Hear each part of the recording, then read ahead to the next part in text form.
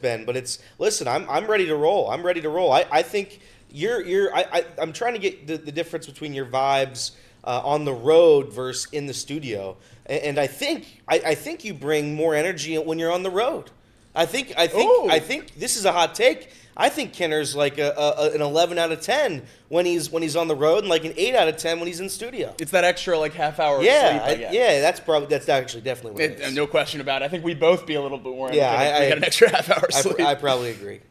I think it's the 45-minute drive to the studio, to Chatterbox, where I think I just think about life and realize, a lot of depressing stuff there. So, I don't have as much time to think. I just come into the studio and get to work today. So there you go. But no, we got a ton to get into. We're one day closer to the draft. We're going to talk some Reds coming up. I know, Elliot, we have you on borrowed time today. That sounded dark and sinister, but you're ducking out here after a few segments. But we're glad you made some time to at least pop on for a few. Casey, good morning. How are we over there? I'm good. Yesterday was the first day that I got out to the pickleball courts. So it is now in season for my pickleball season, and safe to say, I'm still not very good, Elliot. Not very good. I don't think I've ever been as frustrated as to when I played pickleball with Casey, but it's part of my team. It was bad team leadership on my end as well. So I won't fully blame you for our loss, but I do. Casey, do you feel like with all the extra working out you've been doing, with that new workout machine, that you were more, athletic, that you felt more in control during your pickleball session? Well, actually, it's actually had an adverse effect. I've gotten so strong that I don't know my own strength. I'm just slamming the ball outside the court. So that's. Well, you were doing that a year ago too. Yeah. Like I said, not a very good pickleball player. So it's going to take some more time and some more practice. Got to really get in there. I have trouble when the ball gets up in the air. I want to just slam it, and I slam it either out of bounds or right into the net. Never on the other opponent's court. It's not about wins and losses. It's about the friends you make along the way. That's right. So, it's all right. It's like the YMCA little slogan about, we don't keep score. It's just about having fun and that's right. And all that. Nope. There always has to be a score. There always has to be a winner. There always has to be a loser. Speaking of losers, we'll get into the Reds coming up in a moment. They've lost back-to-back. Shocker. Just when we start talking about them in a positive light, they like to remind us, we're not that good. So we'll get to that coming up here in a moment. Jay Paterno with Penn State, again, the son of Joe Paterno. He's going to hang out with us coming up here later on in the program as well. He works closely with Penn State's NIL, and with that Nico situation that happened with Tennessee last week, he's going to come on and just talk about how that's one of the many horror stories that are occurring throughout college athletics as a whole, and he'll talk about that as well. So we have that coming up, NFL draft, buy or sell, and we'll talk about the Cincinnati Bengals coming up here shortly as well. So before we do all that, let's get it over to Elliot as we kick the show off with Elliot's headlines.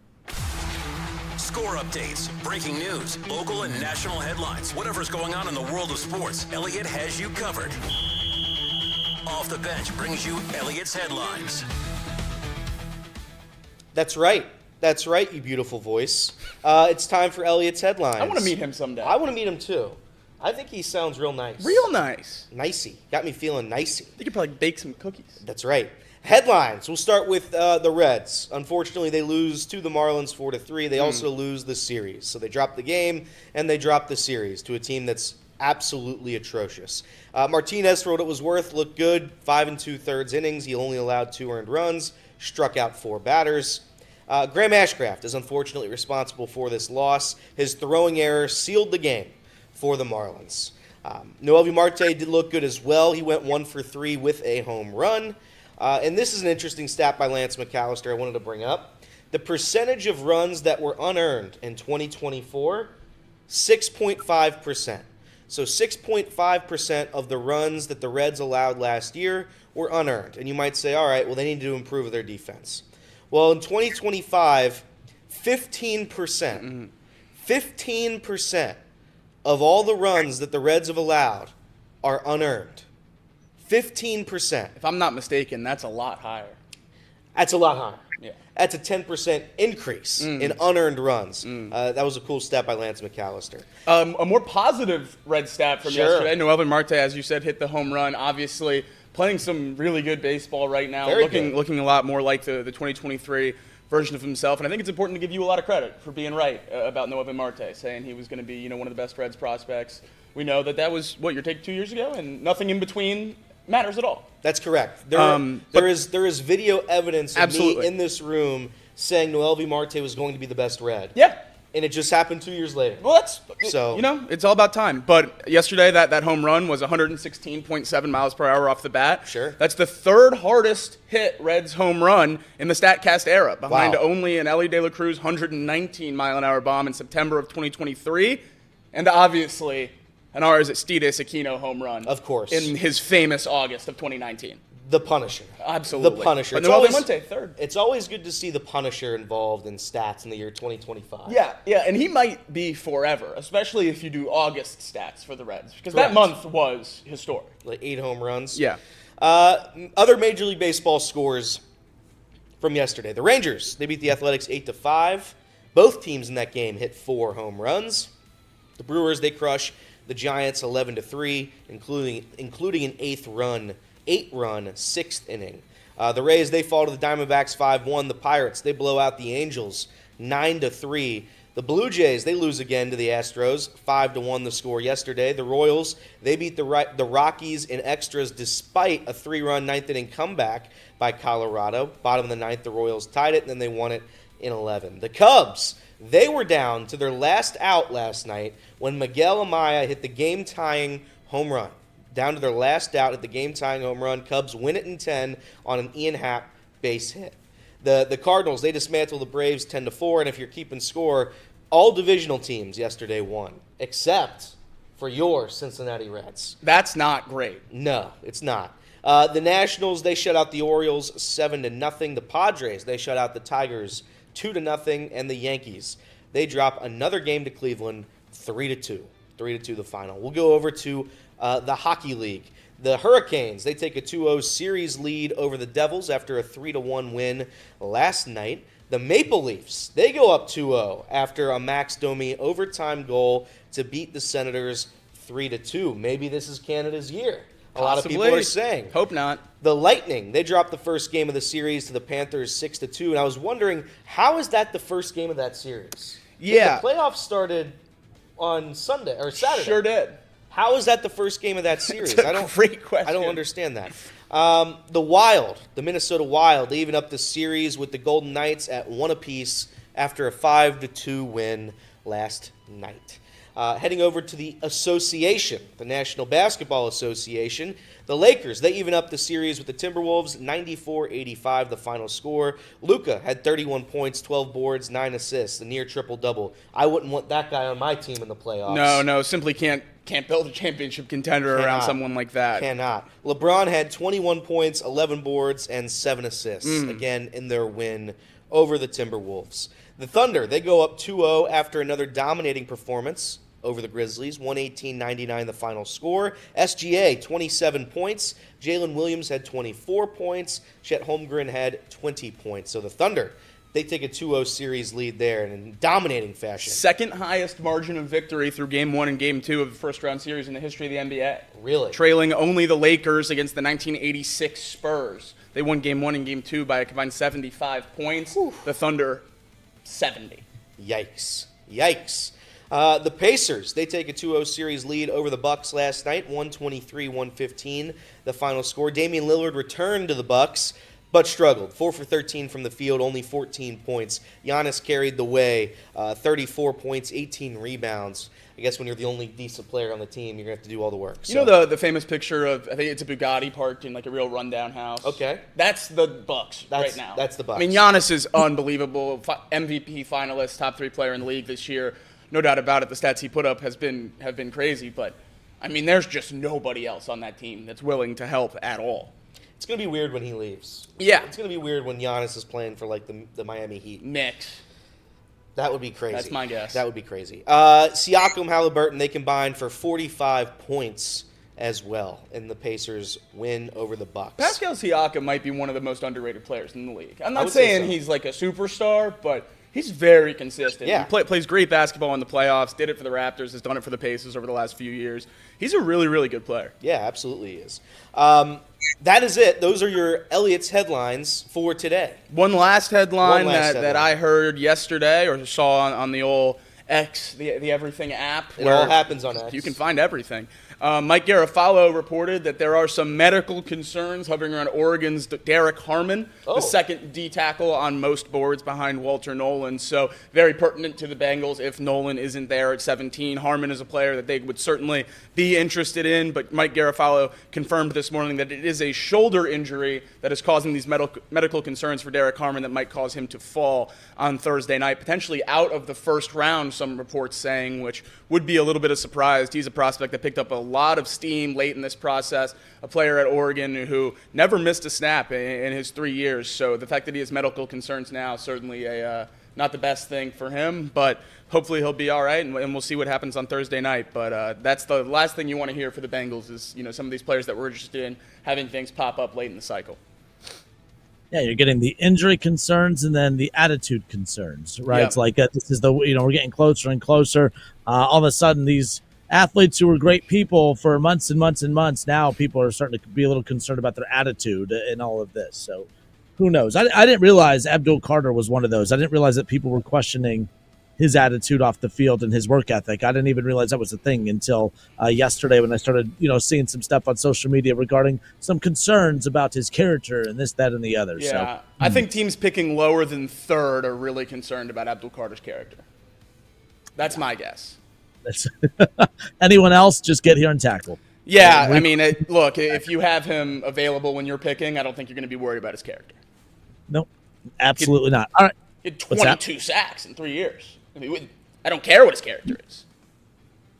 All right, off the bench, I presented by UDF. Justin Kinner, Casey McAllister, Elliot Rearing, and Jacob Tissett with you here. We'll step away for a few. We'll get back into the draft talk coming up here in a bit. Again, the NFL draft first round tomorrow, and we'll dive into more of that here shortly. Step away for a few. When we come back, the Reds, well, they dropped another one, and there's a lot to take away from last night's game. We'll talk about Nick Martinez. We'll talk about more of the blunders and the errors and the mistakes that continuously seem to be piling up for this Reds team. And maybe, as we've said for a while now, maybe it wasn't all on David Bell. Maybe this team just has professional baseball players that don't know how to play baseball at times. We'll talk about that more when we come back. More off the bench next.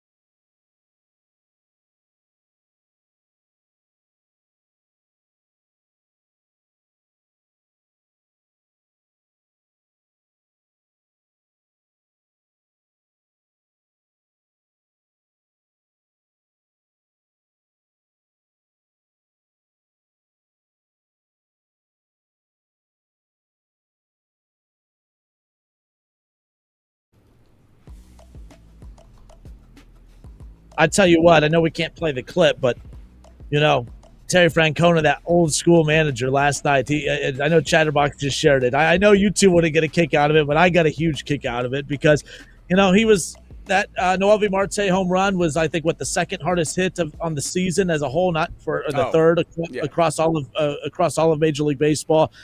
And, his manager was not impressed. I wish we could air it, but we can't share anything from the actual game during the stream here. But, man, Terry Francona not impressed. He said, okay, that's great. It just counts as one run regardless. So he wasn't impressed with how hard the ball was hit. All he cared about was, that the ball, left the ballpark and it counted as a run. Yeah, and that's correct. That's the correct way of thinking. I would like to know how many 117-mile-an-hour balls weren't home runs. I loved it. They lost the game. I don't care about it because they lost the game. If they won the game, then we can sit here and talk about it. But they lost the game, so his hard hit ball did not matter in the long scheme of things. But yeah, the Reds lose again. I mean, it's on brand. I don't know. We try to get them out of it. I said yesterday they need to win the series. They need to attempt to win the series because you can't let these games go. I mean, the Miami Marlins are not a good ball club. They're just not. Take a look at that lineup. Take a look at that pitching staff, and you tell me how many names you know. And I know recognition doesn't always equal being good, but I will say most of the time, if you don't know any of the players, you're probably not going to have a great team. And that's what the Marlins are this year. They're not going to make the playoffs. They play in a tough division, and they're not very good. They've made the Reds look silly so far in the first two games of this series. You can't get swept. I mean, you can't get swept. Jacob informed me, unfortunately, the Reds are underdogs. Sure are. In the series finale this afternoon at 1:10. It's bad. I mean, it's bad. You can't lose this series. And I think I said it last week. The only team that's in the Reds' way right now is the Cincinnati Reds. They just destroy themselves. Kenner, I think you were occupied when I went over the stats there. 15% of the Reds' runs this season that they've given up are unearned. 6% last year. 15% are unearned. I thought this was all going to be fixed. I was told that this was going to be fixed and the Reds were going to get better and the fundamentals would. Here's the thing. I can't expect Terry Francona to make guys know how to throw a baseball. Or if you're on first base, maybe come over to the right a little bit if you know the throw is going to be a little off because he's coming at a 1-to-1 shot down the line. You can't teach professional athletes how to be professional athletes. Eventually, when you're 30 years old, you just got to know. You just got to know. And the Reds don't. The Reds don't. I was watching last night, and it's like, why do they do this where it's you look good, you look solid. The Reds were up, I think, 3-1. Okay, we're dominating. Graham Ashcraft comes in, throws it into left field. The Reds lose 4-3.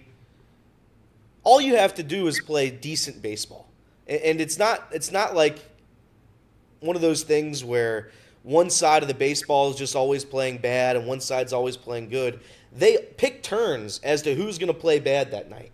Like the starting pitching is sometimes on, then the bats are off. The bats are sometimes on, the bullpen's off. They don't know how to play a cohesive game.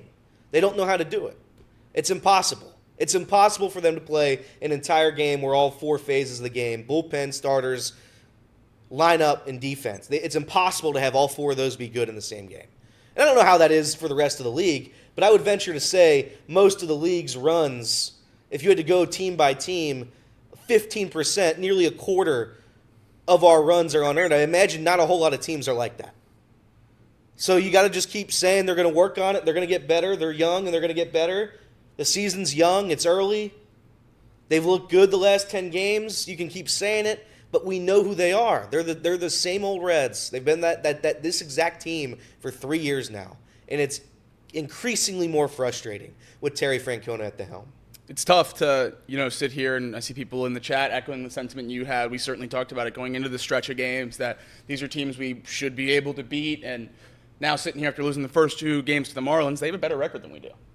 So are we sure these are teams we're supposed to beat, or are these the teams that we're in the mix with in the MLB this year? And I think the biggest frustration so far is even, Elliot and I, even the biggest pessimists about how much of an impact Terry Francona can make on this team, we thought a lot of the stuff that's going poorly now he could impact. The fielding, the fundamentals, the plate appearances looking better, the professionalism on the base paths. We're not running better. We're not running. We're not fielding better. We're fielding 10 times worse, 3 times statistically worse than we were last year. I don't understand it, because even though, we sat here and said all offseason, he's not going to get you 10 wins. He's not going to get you 10 wins. I thought it would at least be a better brand of baseball to watch. I thought it would look like, hey, maybe the guy managing our team's a future Hall of Famer. I'm not putting all the blame on him by any means. I didn't put all the blame on David Bell. I don't think this lineup's very good. I don't think we have a lot of guys that you can rely on to go out there day in and day out and play solid baseball. And I'm not entirely sure whose fault that is. Maybe it's Nick Kroll. for thinking this lineup was ready to go. Maybe it's the Castellinis for not giving him enough money to work with. I don't know who to blame, but this team's not good enough, and there wasn't enough done in the offseason to make a team go from, not in the playoffs to in the playoffs. And we're seeing that now, and we're going to be able to hover around 500. We're going to be able to, win games in exciting fashion. We're going to be able to stack series wins, and I still think, at some point this summer, the Reds are probably going to be in a wild card spot. But we've seen now, throughout the start of the season, that they're not consistent enough to be viewed as a legitimate contender. And I don't mean contender for the World Series. I mean a contender for the Central or for the wild card. I just don't know how you can talk yourself into that when you go down to Miami after having the best offensive performance of the season, of the second best offensive performance in the history of the franchise, and put up 2 stinkers and lose to the Marlins. You just can't do that. And here's the thing. They can bounce back. They can sweep the Rockies, but it won't change my opinion. It's just not going to change my opinion. And it's what we said every single time last year. The Reds are capable of sweeping, and they are just as capable, if not more so, than getting swept. It's the same story over and over and over again. And there's no way out of it. You just have to ride with it. We're reactionary. It's 2 bad games. But it's a microcosm of what's been going on here for the better part of 5 years. They're unable to win when they need to win. They had to take advantage of this easy schedule. And so far, they are off to a disastrous start. A disastrous start. I don't care where you're playing the Marlins. On the road, on the moon, in GABP, you don't walk away from that series losing 2 or 3. You just don't. The Colorado Rockies are pretty much the same deal, despite it being a tough place to play. You have to take advantage, and they don't know how to do it. They don't know how to come up big. They can sweep the Dodgers in 3 later on this season. And they can do all these weird things. They can look good against the Yankees and sweep them, too, on the road. They can sweep the Boston Red Sox. But then it comes down to these stinker teams, and it's like they forget how to play. We're walking over it. It's like they had to wake up real early, and they didn't bring any energy to the ballpark. Offensively, they're playing decent right now. They're starting to pick it up. The 3 games where the Reds were shut out consecutively, and we all sat here saying, this isn't good, they've improved from that. Because I do trust the offense to score runs now. The issue is, are you going to be able to bring it all together? I haven't seen them bring it all together in a very, very long time. And that's what my concern is. The bullpens look good so far. The starting pitchings look good so far. At times, the offenses looked good. I mean, the biggest joke of it all is that the Reds are, 4th in offense this year because of 3 games? That's the biggest joke. And we have to sit here and pretend like those stats matter. They scored 30 runs in a game. They scored 15 runs in another game and 11 runs in the game after that. So there's 3 games that are looming over this Reds offense. But saying that, the at-bats are getting a little bit better. They're making more contact. They're getting on base a little bit more. TJ Friedl's done a great job at the leadoff spot lately to get on base. He's been unable to score, but he's been getting on base. So they've been improving slowly in some aspects, but then they get worse in others. It's like they just don't know how to build momentum in all categories of the team. And maybe that's not how baseball is. Maybe sometimes you're really bad at one thing and you can't get over it. But usually it's just that one thing, and then the rest of the team is able to fight through it knowing what you need to do. This team's not like that. And it's hard to watch. I think exactly what you said there with not being able to set your expectations for this team is part of what makes it so frustrating. You can go beat the Yankees, the Dodgers, the Red Sox, and then you turn around and lose to the Marlins. You can never get high on this team because they're always going to come back to level regardless of who's on the schedule. And I think that's so frustrating. Usually with teams, when you get an upset, you go on the road, you get an upset, you say, okay, we're going to take this momentum and we're going to roll. We're going to carry it through, easier opponents. We'll take care of them. We're playing good baseball.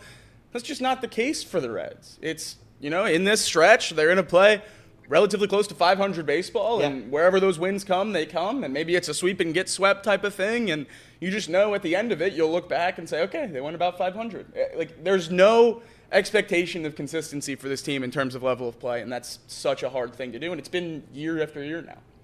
We'll see if it changes, but when the fan base puts all this pressure on a manager to fix all this, you're getting blinded by the front office. The front office put a nice, shiny Terry Francona in front of you, and you're like, all right, now we believe. This guy's won World Series. He's that old school manager. This is who we want. This is the guy that's going to take us to the promised land.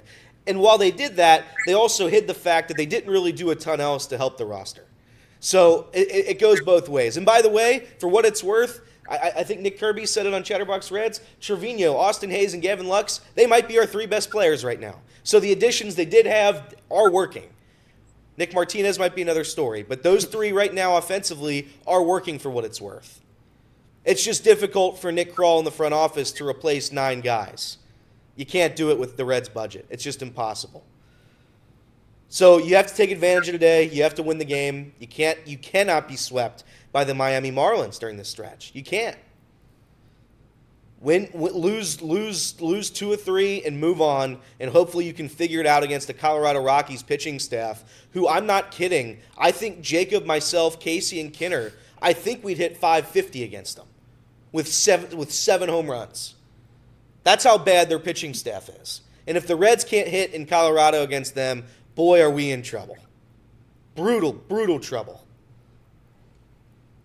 All right, this is Off the Bench presented by UDF. Again, the Reds, they've lost the series against the Marlins, and now they're going to try and avoid the sweep later on this afternoon, 1:10, the first pitch coming up later on. So Brady Singer going to be on the mound. Nick Martinez yesterday improved, looked better than he has in previous outings, but still not exactly what you're still wanting to see just a little bit more from him, considering how well he pitched at the tail end of last year. We've said before too, the expectations are different for Nick Martinez. Last year, the season's, you're out of it. Your roster's all banged up. You're just trying to tread water to get to the end of the season. He was pitching with no pressure going out there. If he pitched poorly, he's supposed to, because he's supposed to be a bullpen guy. And if he pitches great, then he's a great story. Well, that great story led to him getting the qualifying offer that he ultimately accepted. Now, when he steps foot out on the rubber right now, there's expectations. And there's been a lot of question marks. I don't think last night led to a lot of controversy or us being overly critical, but it wasn't an outing that we're like, oh, okay, cool, he has it. That's the guy we expected to see. It was a better outing. It still wasn't the outing that we were truly looking for out of him, but he does live to see another day. So we'll see. All right, Elliot, I know you got to pop out, so Elliot's going to head out. Jake, Casey, and I will continue on. When we come back, you mentioned it, Gavin Lux, you look at Austin Hayes, you look at Jose Trevino, those might be the 3 best players that the Reds have right now. Not overall, it's not the 3 best players that they have, but they are playing the best out of anyone on this roster right now.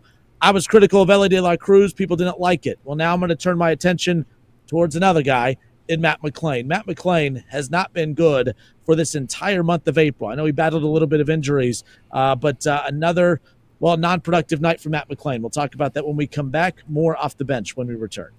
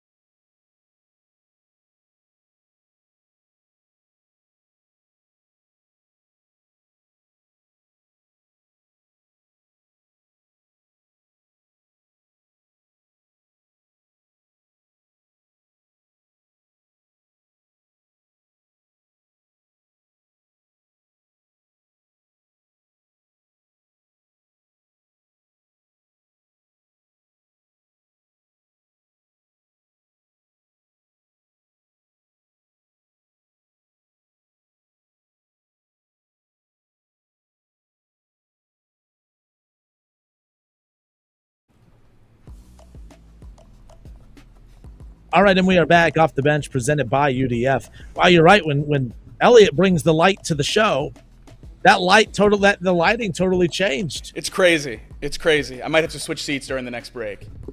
We'll see. Oh no, I'm not complaining. You're fine. I just didn't realize it was that drastic of a change when it's Elliot. nuts. Elliot he has a popped glow out about him. Yeah, absolutely, and that glow has stepped out. But we welcome you back off the bench, Justin Kinner, Casey McAllister, Elliot Rearing, or no Elliot Rearing. It's Justin Kinner, Casey McAllister, Jacob Tissot. Yeah, it is what it is. But again, happy Wednesday. We're a day away from the draft. We're going to turn our attention towards NFL, college football, all of that coming up. We really pumped the brakes on the college football talk, obviously, as of late. But we're going to be joined by Jay Paterno, the son of Joe Paterno, coming up here around the corner. We'll talk college football. We'll talk about some of the NIL horror stories happening throughout college football right now. I know that the college football playoff schedule came out yesterday. The Rose Bowl. They moved the Rose Bowl time up by an hour. Don't get me started if you're not going to give me a whole segment, Kenner.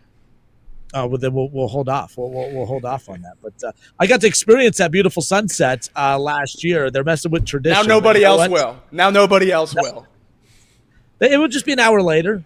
It would just be an hour later. But crap. Either way, change. No one likes change. This is worse than the portal and NIL for ruining college football. Moving the Rose Bowl by an hour.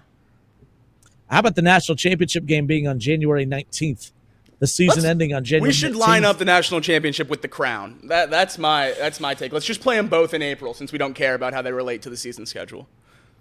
And I think they said that it's either next year's playoff or the playoff after, where it'll end, I think, like on the 24th or something crazy. Yeah. I mean, it's just keep going further and further back. But when you add more teams, it might be February, when it's all said and done. So at some point, these kids are going to have a 3-week turnaround to get drafted. It's like the WNBA, Everyone says they're the same sport. So, there you go. Right. Focus, Kenner, focus. All right, ADD is bad today. We're talking Reds, and I mean, look, I know you were one of them. A lot of people got really annoyed with my criticism of Ellie De La Cruz, and I kept having to put out the disclaimer that I don't think Ellie's a bad player. I didn't think Ellie should have been demoted. I don't think anything needed to happen to Ellie. No one needed to yell at Ellie. I just think simply pointing out that Ellie wasn't playing well, in my opinion, during that stretch was warranted. Just like when he plays well and he has a highlight catch or has a big grand slam, or, he gets to third from first off a single, whatever, from someone else, they bat him around. I love Ellie De La Cruz. I just have higher expectations for him. There are certain players I have higher expectations for than others. He obviously is at the very top of that list. Matt McClain's another one. Matt McClain's an interesting cat because I remember I was viewed as very negative for saying, everyone's saying, oh man, Matt McClain, even national media was saying, hey, he's one of the top second basemen in Major League Baseball. I'm like, can we pump the brakes on labeling him that quite yet? Because he hasn't even played a full 162 games in his career. He didn't play a full rookie season. He got hurt his rookie season as well. He didn't play at all last season and was coming back and battling back from that injury throughout spring training. Got off to a hot start, but he has cooled down mightily. And we keep doing this thing where, okay, when is he going to return to form? When is he going to come back? And my thing is I don't know what he can come back to. I don't know. I know what his ceiling is. I know what he's capable of.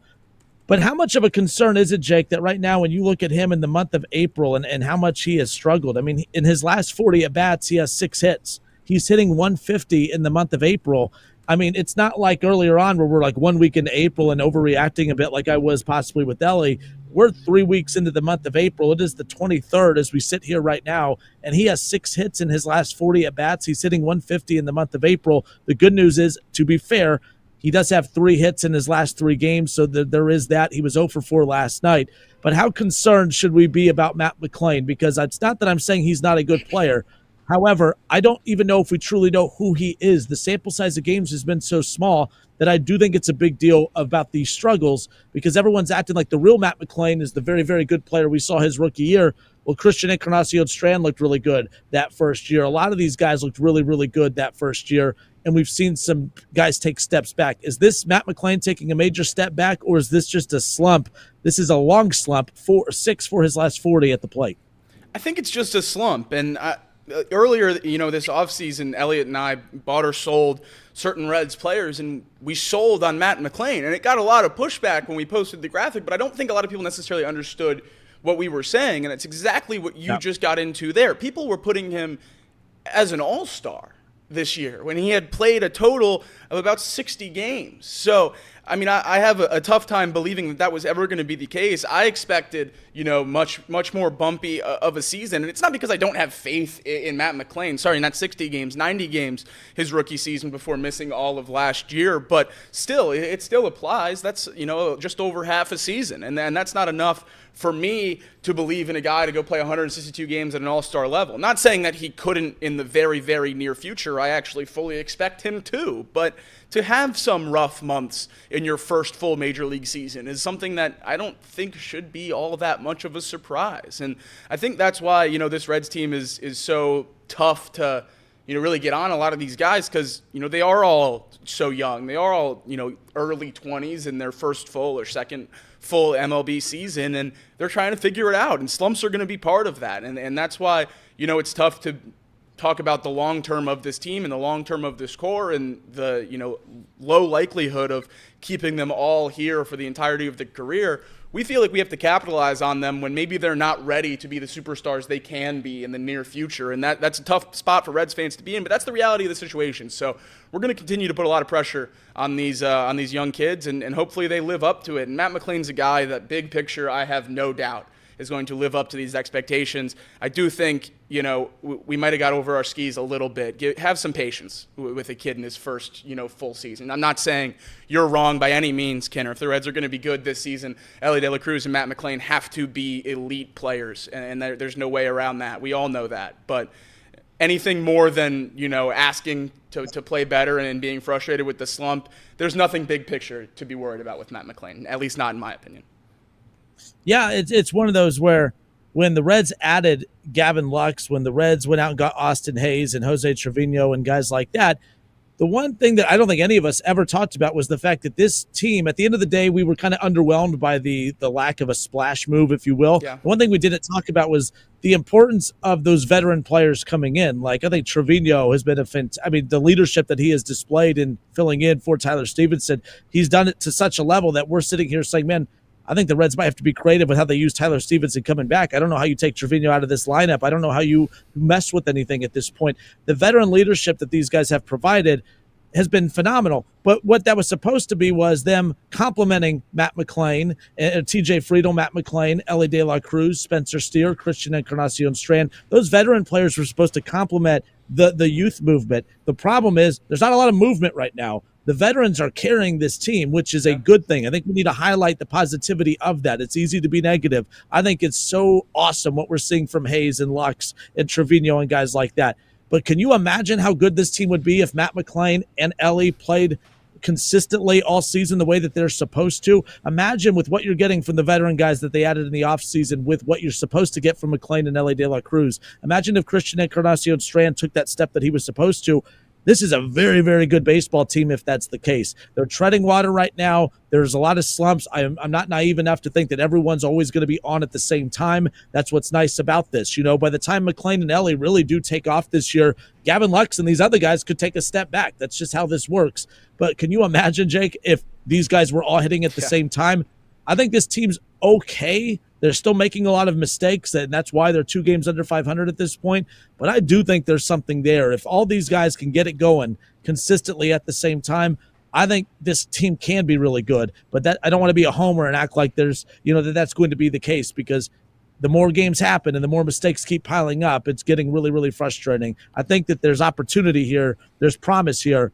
But I get why people are getting frustrated, and I think it's frustrating to watch Matt McClain struggle. Yeah, and I don't think that's a homer take at all, because that's the joke we made against Nick Krall in the front office all offseason. Well, sure, if Austin Hayes, Gavin Lux, and Jose Trevino have career years and live up to their all-star status, yeah, maybe this team could be contenders. Obviously, none of us thought that was going to happen. Now we're sitting here, and all three are doing that. Gavin Lux put together an elite second half last season for the Dodgers coming back from an injury. We all, kind of said, well, if he matches those numbers for a full season, who knows what he could be? Well, he's doing it to start the year. Jose Trevino's never hit 300 in his career. Now he's leading the team in batting average for people that qualify. Austin Hayes, all-star in 2023, out last year with an injury. We all said if he returns to that all-star 2023 form, it changes how we view that outfield. It certainly looks like it so far through 8 games for Austin Hayes. He's taking some of the best at-bats on the team and has legitimate power in those at-bats. So I think you're absolutely right. If this young core can A, get healthy. I mean, I think it's important to note that Matt McLain has missed a lot of time as well. I guess not that much time, but about 8 games with an injury earlier this season, and that might have messed with his flow a little bit. You mentioned how those numbers are really carried by the start of the season. Have to wonder if that injury threw a wrench in some things, because he was really, really hot before he got hurt and went down to the IL. So hopefully, just getting some more at-bats under his belt, he'll get back in the swing of things and get back to that version of Matt McLain that hit 3 home runs in 3 games earlier this season. Because if he's doing that and Ellie's playing at the level that we've seen Ellie flash so far this season, and quite honestly saw him play at most of last season, I think this team with Noelvi Marte as your everyday third baseman, that's another thing that I think we should talk about with this Reds team. Noelvi Marte doing what he's done over the last few games and starting the last 3 games at third base changes the whole outlook of this team, not having to put Jeimer Candelario there. So if this core gets healthy, Tyler Stevenson comes back, hits like he did last year, Gavin Lux, Jose Trevino, Austin Hayes continue some resemblance of what they're doing now. I'm not naive. I don't think, Austin Hayes is going to hit 380 all year long, but if he can be a consistent bat in that outfield, it changes how you look at this team. So absolutely, we're getting more than we expected we were going to get out of a lot of guys that we brought in from free agency, and we're getting less than we expected we were going to get out of the guys that we deemed our superstars. So I think, if there was a group that you feel better about underperforming, you probably feel better about Ellie and Matt underperforming than you do if Jose Trevino, Gavin Lux, and Austin Hayes just absolutely stunk to start this year, because of the confidence you have in those guys to get out of the slump. I think if we saw Jose Trevino through the first 25 games of the season go out there and hit 190, most of us would be scratching our heads saying, well, I mean, that's what he's done his whole career. This is frustrating. I don't think he's going to get any better. But now that he's hitting 300, we have all these theories about Tyler Stephenson's got to play first and DH, and what can this lineup be when everyone's in it? It changes everything about this team, and I do have the utmost faith in McLain and Ellie to figure it out and be the 2 best players on this team at the end of the year. And we'll see if that ends up being the case, and if it does, I do think this team can be at least fun to watch in the middle of the summer. I'm glad you brought up Stevenson. That's who I want to talk about when we come back. Tyler Stevenson started a little rehab stint with the Louisville Bats. That began last night. Sam Maul also is beginning a rehab stint with the Louisville Bats. And then Wade Miley. I kind of forgot about Wade Miley. Wade Miley, on a minor league deal with the Bats, made a rehab start with the Dayton Dragons last night. That did not go well. We'll talk about all of that when we come back. Off the Bench, presented by UDF.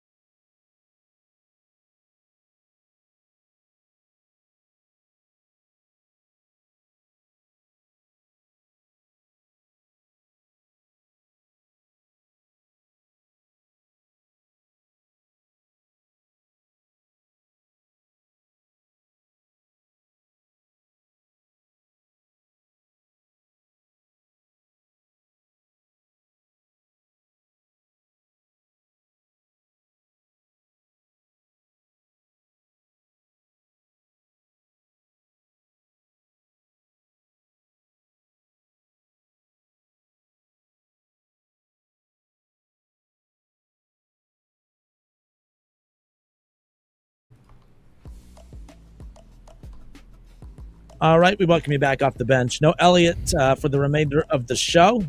Oh, there we go. Look at that lighting. See? Look at that lighting. We're back. His aura kind Yeah. of just resonates around this chair, so I had to scoot over. But we welcome you guys back off the bench. Do us a favor, for those watching on YouTube right now, like the stream. Please, please, please give it that thumbs up. We really appreciate that. But Elliot will be back tomorrow. He had to pop out, take care of some stuff real quick. But no, myself, Jacob Tissett, Elliot, Casey McAllister, whatever. You forget it. You guys know who the hell we are at this point. I don't know why I keep saying the names, but if you don't know who we are, just wait. I'm sure I'll say it eventually. But no, we welcome you guys back. Continue on with the Reds. We're going to switch over to the Bengals coming up here in a moment. We got some college football with Jay Paterno around the corner. Jay, the son of legendary coach Joe Paterno. We'll talk about the NFL draft. And just college football, some of the changes in the landscape. And obviously you have the big court ruling that can really impact college football, college basketball, college athletics as a whole. So we'll get to that with him coming up around the corner as well. On the Reds front, a couple players are starting to make some rehab starts. One thing I remember saying on yesterday's show is, relatively, like, this team is relatively healthy right now. At the beginning when the team was struggling, we were doing this whole, Matt McClain's out, Tyler Stevenson's out, because at that point we had no faith in Jose Trevino, right? Like, it was just like, oh man, this stinks, we don't have him. But like, relatively, this team's pretty healthy. We're talking about guys who just aren't playing well. We're talking about Jeimer Candelario, who's just not playing well. Matt McClain's in this slump. He's 6 for his last 40 at bats, right? Ellie has done a good job as of late. He's definitely hit himself out of the slump. I don't think that's really anything that I've really focused on anymore. I think he still could be hitting better, but I think he's back as far as that's concerned. I'm not too worried there. And then we've talked about how the veteran guys have kind of stepped up and filled the gap a little bit. But overall, this team's been getting contributions up and down the lineup just inconsistently where everyone's not hitting at the same time. There are still some guys that can come and help this team, though. The biggest name, though, that we're still waiting to see is Tyler Stevenson. And last night, Tyler Stevenson did begin a rehab stint with the Louisville Bats. Jacob, how did that go? I know it's the first game he's played in this season in any capacity. How did he look? Tyler Stevenson finished the first game of his rehab assignment last night 1 for 3 with a hard hit double and 2 strikeouts. It is important to note that though he was in AAA, he faced Javier Assad and Keegan Thompson, both relief pitchers in the Cubs organization that pitched significant innings for the Cubs last year. So this wasn't an appearance against just minor league scrubs. He looked all right. The 2 strikeouts certainly not necessarily what you want to see, but not going to put too much weight on it in the first appearance since coming back from the injury. Having a hard hit double certainly makes you feel pretty good about how he's seeing things at the plate. Hopefully we see him sooner rather than later. We know how important he is to this team. How quick do you think they move him through this? Like, I think they have tough decisions to make with Tyler Stevenson right now. And I don't mean tough as in, they're just not going to play him or they're going to call him up like Noelvi Marte and he doesn't play for the first 3 games that he's called up for. I know you mentioned it earlier about first base and this, that, and the other. I am adamantly against changing the role for Jose Trevino right now. I think the margin for error is so thin with this team that I don't think you should mess with anything that is currently working. If I would have had this take back in February that, hey, if Tyler Stevenson starts out slow, I don't think, that you don't take anything away from Trevino. Trevino's been their best hitter since the beginning of the season, which is wild. I don't know what the Reds do at this point. I think that one thing that is interesting is if Tyler Stevenson comes back, I would look at him as a first base / DH role for the time being. Things change. Trevino can all of a sudden go in a major slump, and you got to make an adjustment there. Austin wins. I know he's only played in 9 games. He's hitting 450 or whatever it is. It's a crazy stat. I don't think it matters too much, but it just shows that in the limited times that he's had at bats, he's capitalized on it. You don't have a lot of depth pieces. He gives you that depth piece, and I think you take a depth piece away if Stevenson comes back to the catcher room. I like the idea of Stevenson at first for a while. I like Trevino as the main catcher for right now. Overall, when you look at how good of a defensive catcher that Trevino is, and he's hitting the baseball, I think it's kind of hard to not demote him like down to the minors. I just mean to demote his role with this team right now, especially when you have options with the DH. I mean, you've thrown Spencer Steer out there almost every damn night, and it's gotten you nothing. Jeimer Candelario at first has gotten you nothing, and whoever's at first has gotten you nothing. I like the idea of Stevenson at first. I like the idea of Marte at third. Obviously, Ellie and McClain at short and second. Obviously, your catcher's taking care of with Trevino. I kind of like that direction moving forward if and when Stevenson gets called up. I would certainly still catch Tyler Stevenson more often than not, but probably not as much as I expected to going into opening day. I certainly would keep Jose Trevino behind the plate often for how well he's played, both defensively and hitting the baseball. I have zero interest in DHing Jose Trevino, I think that makes zero sense. I think if he's in the lineup, you have to use that glove. He's a platinum glove catcher for a reason. There's no rationale for DHing Jose Trevino. If Tyler Stevenson comes back and you want to use them both in the lineup, Jose Trevino has to be behind the plate. So that's the first point that I think a lot of Reds fans should, agree with, honestly, accept going into this whole debate is if Jose Trevino is going to be in the lineup, he should be behind the plate. So that's number one. Tyler Stevenson has to play when he's ready to play. I've seen a lot of people saying, well, with Trevino and Wins being so good, maybe you're in no rush to get Stevenson up. You let him sit in AAA for a while on this rehab assignment. If he's ready to play, you got to get him in here. And if that's a DH, if that's at first base, that's great. I think that gives you a lot more flexibility with what you can do with Spencer Steer, who's clearly not healthy because that's the role he's playing right now. About every other day, first base DH switching off. So I have no issue with Tyler Stevenson sliding in there. Yeah, I think, perfect world going into this season. And honestly, I think it goes to the point that I just made about Elliott and McLean. If the Reds are going to be good this year in terms of, fighting for the playoffs, fighting for the division, Tyler Stevenson's going to be a top 5 or so offensive player on this team. He just is. That's how the team's built. That's what we've seen from him in the past. That's what we need him to do. If Jose Trevino can be up there as well, that's awesome, and that's a good problem to have. I think you have to have him in the lineup when he's ready. And if it's not at catcher, that's fine because I understand Jose Trevino is going to be in there and he's playing really, really well. I would absolutely have Tyler Stevenson in the lineup as soon as he's healthy. Yeah, I'll never forget the first time I started to see that debate on social media. I'm like, no, there's no debate. When Stevenson gets back, you put him in there.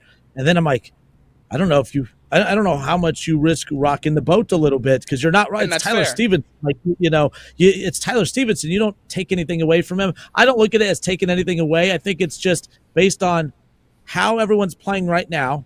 I think it's just a little touch and go. You just kind of play it by ear. I think that Terry Francona, he's a type of veteran manager that is cut out for this, and hopefully he makes the right decisions and pushes the right buttons at this point.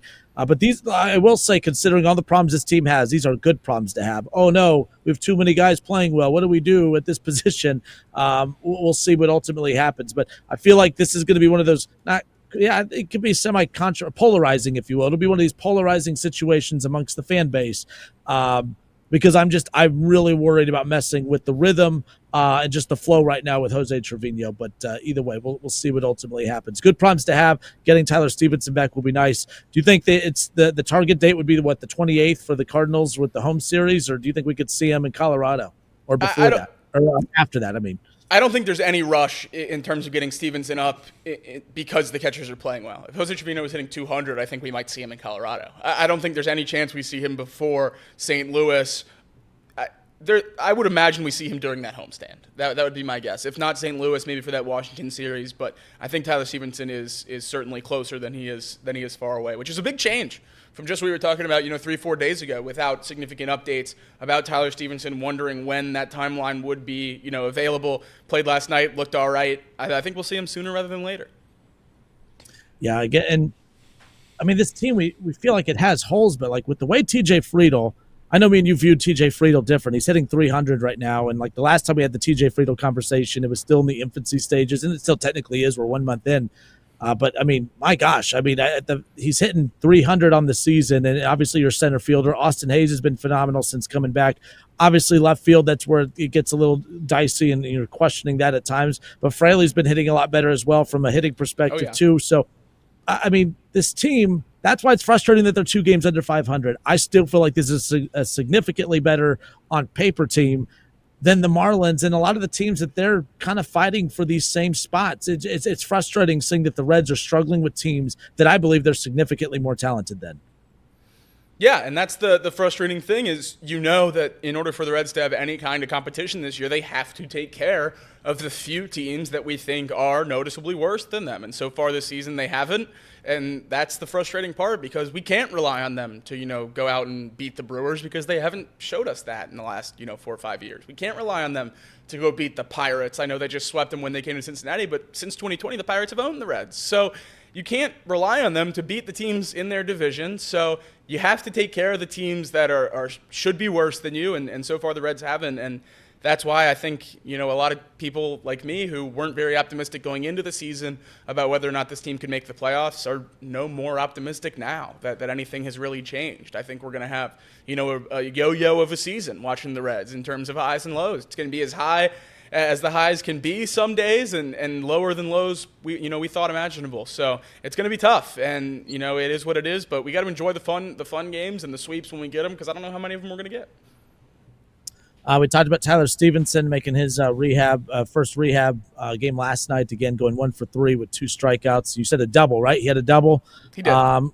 And going up against pitchers in the Cubs system, they got a lot of major league time last year, so he's going up against major league pitching. And I agree with you. I think the homestand is when we'll see him against the Cardinals starting on April 28th. But there's been nothing out there on that, but I would assume that would be the case while the Reds are on the road. The Reds wrap up the series with the Marlins not tonight, but today, and then they'll be off tomorrow, and then they start that series with the Rockies before returning home against the Cardinals later on in the month. Stevenson not the only one making a rehab stint right now. Wade Miley, who I thought that was an interesting pickup for the Reds in the offseason. I didn't mind it. I mean, I thought he had a very good run with the Reds 2 years ago when he was here, obviously threw the no-hitter. A lefty. I'm a big Wade Miley fan. I thought it was a solid pickup by the Reds to take a flyer on him, but they signed him to a minor league deal. He's obviously with the Bats, but he made a rehab start last night here in Dayton with the Dragons, and we'll pop the graphic up on the screen there. Jacob, it didn't go too well for old Wade Miley. Look at that, 6 runs on 9 hits. He did strike out 2, but he did all of that in under 3 innings of work. yeah, 2.1 innings, 9 hits, 6 earned runs. Not pretty. The Reds are in a good spot with the pitching rotation, and I'm not going to act like it's super necessary that Wade Miley went out and looked great last night. Certainly would help with depth.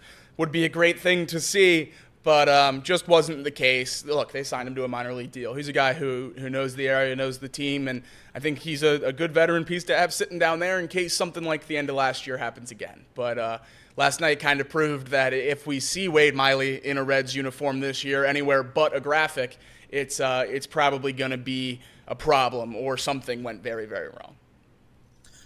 All right, this is Off the Bench. We are brought to you by UDF. We appreciate you guys hanging out with us today. For those watching on YouTube, give the show a like, give it the old thumbs up. We appreciate those who like the stream. It helps grow the show and the algorithm and all that other fun stuff on social media. But no Elliot for the rest of the show. He'll be back with us tomorrow. But Casey, Jake, and I, we have you for the rest of the way. We're going to switch gears and lean towards some college football talk when we come back, and also dive into the draft a little bit.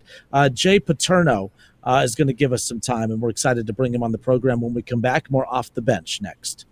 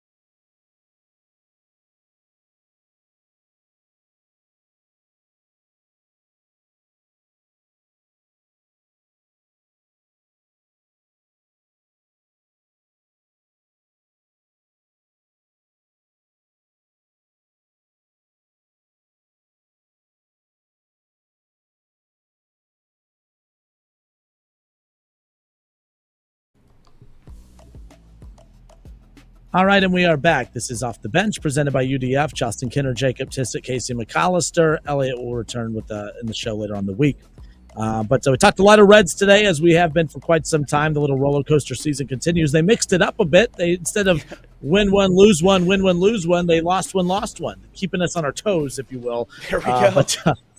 frustrating nonetheless. We'll get back to the Reds coming up in a moment. We got some Bengals talk later on in the show as well. The NFL draft tomorrow, and we have some draft stuff that we'll dive into here shortly as well. Let's talk a little college football. One thing we didn't really get into last week was, and we touched on it, of course, all the drama with Nico and Tennessee, and I'm sure there's so many more other examples of those horror stories, if you will, when it comes to NIL and the changing landscape of college athletics. But we'll also talk about some cool draft prospects as well out of Penn State with Jay Paterno, who's hanging out with us now, part of the board of trustees for Penn State, and we appreciate him giving us some time. Jay, thank you so much for your time today. How are we? Doing great. How are you guys doing? Hey, good. I made sure, I don't know if you know, I know you know this because you've been on with us in the past, or with me or whatever, but I made sure I didn't wear any of my Ohio State stuff. I didn't want to rub in any Buckeye stuff. So I went green. I think that's pretty sick. Yeah, so Jacob's a big Ohio State guy as well. So it's a neutral conversation today, all friendly fire, of course. Well, for almost all but one game a year, I root for Ohio State because Larry Johnson I coached with for 16 years. And I have a lot of respect for what they're doing out there. As much as it pains me to say that, I'll at least say that up front. But I appreciate you guys restraining.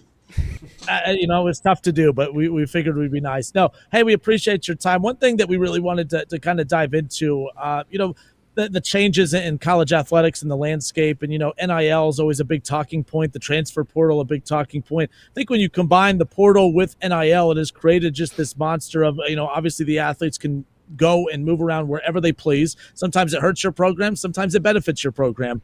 One of the uglier stories, or at least the more controversial stories that we came across, was obviously last week with Tennessee and Nico and the spring game drama.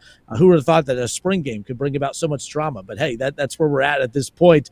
Just your overall view and takeaways for just the landscape of college football right now and how ugly it can get behind the scenes with this. What was your view and takeaway for how that Nico situation was handled last week with Tennessee, now the new quarterback, of course, over at UCLA? Well, I think for Tennessee, at some point, you got to make a decision as to what. I think when it comes down to this, the challenge for a coach is to build anybody can build a roster with a lot of talent. The challenge for a coach is to build a team.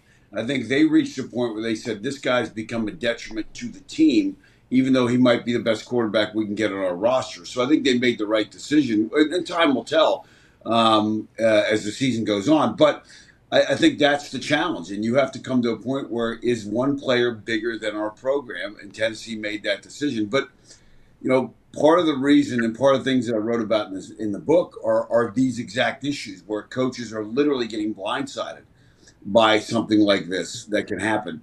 So, I mean, it's not unexpected. It's not a surprise, but it's total chaos right now, and until we have a governance model in place, this will continue to happen. And people say that all the time about that governance that needs to be in place and some of the changes that need to happen. What are those changes? I mean, we could throw out all these solutions all we want, but how do those changes get implemented, and how far off are we from some of those changes being implemented, in your opinion? Well, I think the settlement with the House versus the NCAA lawsuit will take some steps in that direction. You'll have revenue sharing, which will kind of take some of the, when NIL first started to happen, somebody like Quinn Ewers of Texas could do the Dr. Pepper commercial because Dr. Pepper valued his name, image, and likeness with their brand. Whereas these collectives, and I was part of a group that set one up, they morphed into a pay-for-play, which is what revenue sharing essentially will knock those guys off the puck, so to speak. It's hockey playoff time, so I use a hockey metaphor. But they've knocked them off the puck. So now there'll be a revenue share of $20.5 million, roughly, thereabouts, for athletic departments. Most schools that I consult with, a group that works with schools all over the country, most schools are talking about 80% of that going towards football. So you're in the neighborhood of $16 million for what is essentially a salary cap. So I think that'll settle all that down. However, the minute that settlement is done, someone is going to sue for Title IX or something else, and so that may throw it all into disarray. But I think where this has to land, if we're going to be realistic about what we are, we're running a sports entertainment venture on our campus. The Big Ten makes $1.1 billion a year in revenue rights, media rights. So it's not an extracurricular activity anymore. So let's get to the point where there's an employee-employer relationship, collective bargaining, create an NFL model. that will settle all this stuff down. One thing we talked about before going live here was obviously the collective. Obviously, you with Penn State, you helped start the first collective there at Penn State. Obviously, you don't work closely with it now, but just talk about kind of going back to those stages, kind of what went into that. What kind of conflicts present themselves when you have, I mean, technically a coach can't work with obviously these collectives, but they have to be very close with these collectives because you have to know what money you have, right? Like I'm always so curious of how the money that's available to these to the coaching staff for NIL, how that is agreed upon between the team and the players. Like, what are some of the conflicts that these teams are running into when it comes to out on the recruiting trail, where you have to make decisions, you have to make them quick, and you can't sit there and wait on a call from your collective to call you to kind of be the middleman here. How difficult is this right now when it comes to getting these kids taken care of? Well, I think until you have revenue sharing, it's going to continue to be a challenge understanding how much money you have. So it's a little bit like super PACs in politics. The super PACs aren't supposed to be communicating with the actual campaigns. Everybody knows they do it, and they know where to spend the money for ads. It's the same thing with the collective now. When this settlement gets into place, the collectives will all come in-house, so there'll be complete control of it by the athletic department, which I think is a positive thing in that at least that there aren't certain deals being worked out, that it's fair market value. You shouldn't be giving somebody $2 million to tweet twice a month. So there's going to be some of that, and that's going to make it a lot easier as we go forward. But up until setting this up, it was always a challenge. And one of the things that I talk about in the book is how some schools kind of set up, there were schools that were setting up Twitter accounts. And if they retweeted certain recruits' posts, the people running the collective knew that was somebody they were interested in. So they were constantly watching the tweets, the retweets, the posts, all that kind of stuff, or whatever we're calling it, X now, Twitter, whatever. So there were all kinds of ways around it. And the reality is this. The minute you set a rule in place, coaches spend all their life looking for the loopholes. If you play us defensively a certain way, I'm going to find the hole in the defense. If you play us offensively a certain way, I'm going to find a way to blitz you and get to the quarterback. It's no different with recruiting rules. If it doesn't say you can't do it, you do it till they write that rule. The minute they write the rule, you find the other loophole. So none of this will be settled down ever because that's just the nature of coaches. What about dealing with agents? What is dealing with I mean, that's something that's obviously new that comes with this too. I mean, all the players that have agents. And not only are you dealing with the player, trying to create a relationship there, you're trying to create a relationship with the family. You also have the agent that's involved, and sometimes the agent acts as the ultimate middleman where you only communicate with the agent. How difficult has that been for coaches to adjust to throughout this stretch as well? Well, I think it's been very difficult because, who exactly is calling the shots? I mean, you could have a great relationship with the guy you're recruiting, and the agent comes in and says, unless you give us X amount of dollars, we're going to do this. And again, going back to the book, we talked about this. I talk about this in the book, the mental health aspect of it. Sometimes a player wants to go to a certain school, but mom and dad are saying, well, we need you to go to this school because you need to make X amount of dollars, and they're going to pay you more.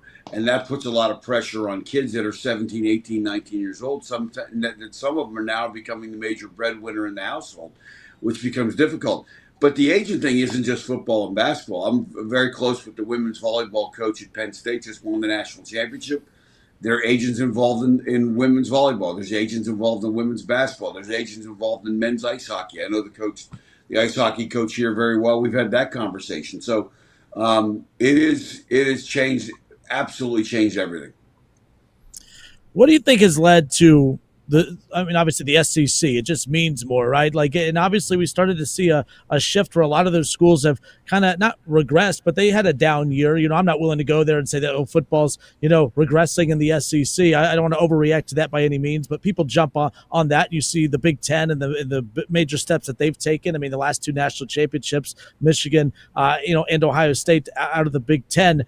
What do you think has led to some of the changes and approaches from some of these SEC schools? And what is the difference, do you think, between the Big Ten and the SEC and how they've kind of approached the changing landscape as a whole? I think what you have right now is you have a really good group of coaches in the Big Ten. Whether you're talking about Penn State or whether it's about Ohio State or, when you bring in a guy like Dan Lanning from Oregon, everybody knows how he won that game out at Oregon by putting the 12th guy on the field. I mean, I was at that game, so I saw it happen in real time. So, I mean, I think there's a really good group. I mean, Sharon Moore, I think, is probably underrated in Michigan. So I think you have coaches right now that are doing a good job of putting together rosters and putting together teams. They're creating a cohesive unit. You look at a guy who I tried to recruit out of Huber Heights Wayne High School, Marcus Freeman up at Notre Dame, Yeah. what he's done. So I think there's been some really good coaches. That's not to disparage the coaches in the SEC. But I also think if you look at the SEC, if you want to look at who might have an advantage in that league going forward with the NIL and the money it's going to take, Texas and Texas A&M are sitting there with the wealthiest alumni base of any of those schools, and maybe any schools playing Power 4 football in the country because of the oil money. And the University of Texas has the second largest endowment of all universities in the country behind Harvard, and they're in the $40-something billion. So it's going to be interesting to see how this shakes out, and it's going to be interesting to see how the rules and if it gets to Congress and some laws are passed, how it's all going to happen. But I think the Big Ten has done an incredible job the last couple of years. Speaking of those last two national champions, Ohio State and Michigan focused their NIL efforts this offseason before on retaining some of their guys that could have went to the NFL draft. Penn State following that same model this offseason with a lot of those superstar players that could have went to the draft, most notably both running backs, quarterback Drew Aller, and plenty of players on that defense. Why do you think that model has had so much more success in this NIL era than necessarily paying high schoolers $1, $2, $3 million? Well, I think the devil is the devil you know versus the devil you don't know. I shouldn't use devil, but you know what I'm getting at. The guy that's on your team that you know his work ethic, you know he's competed against Ohio State and Michigan.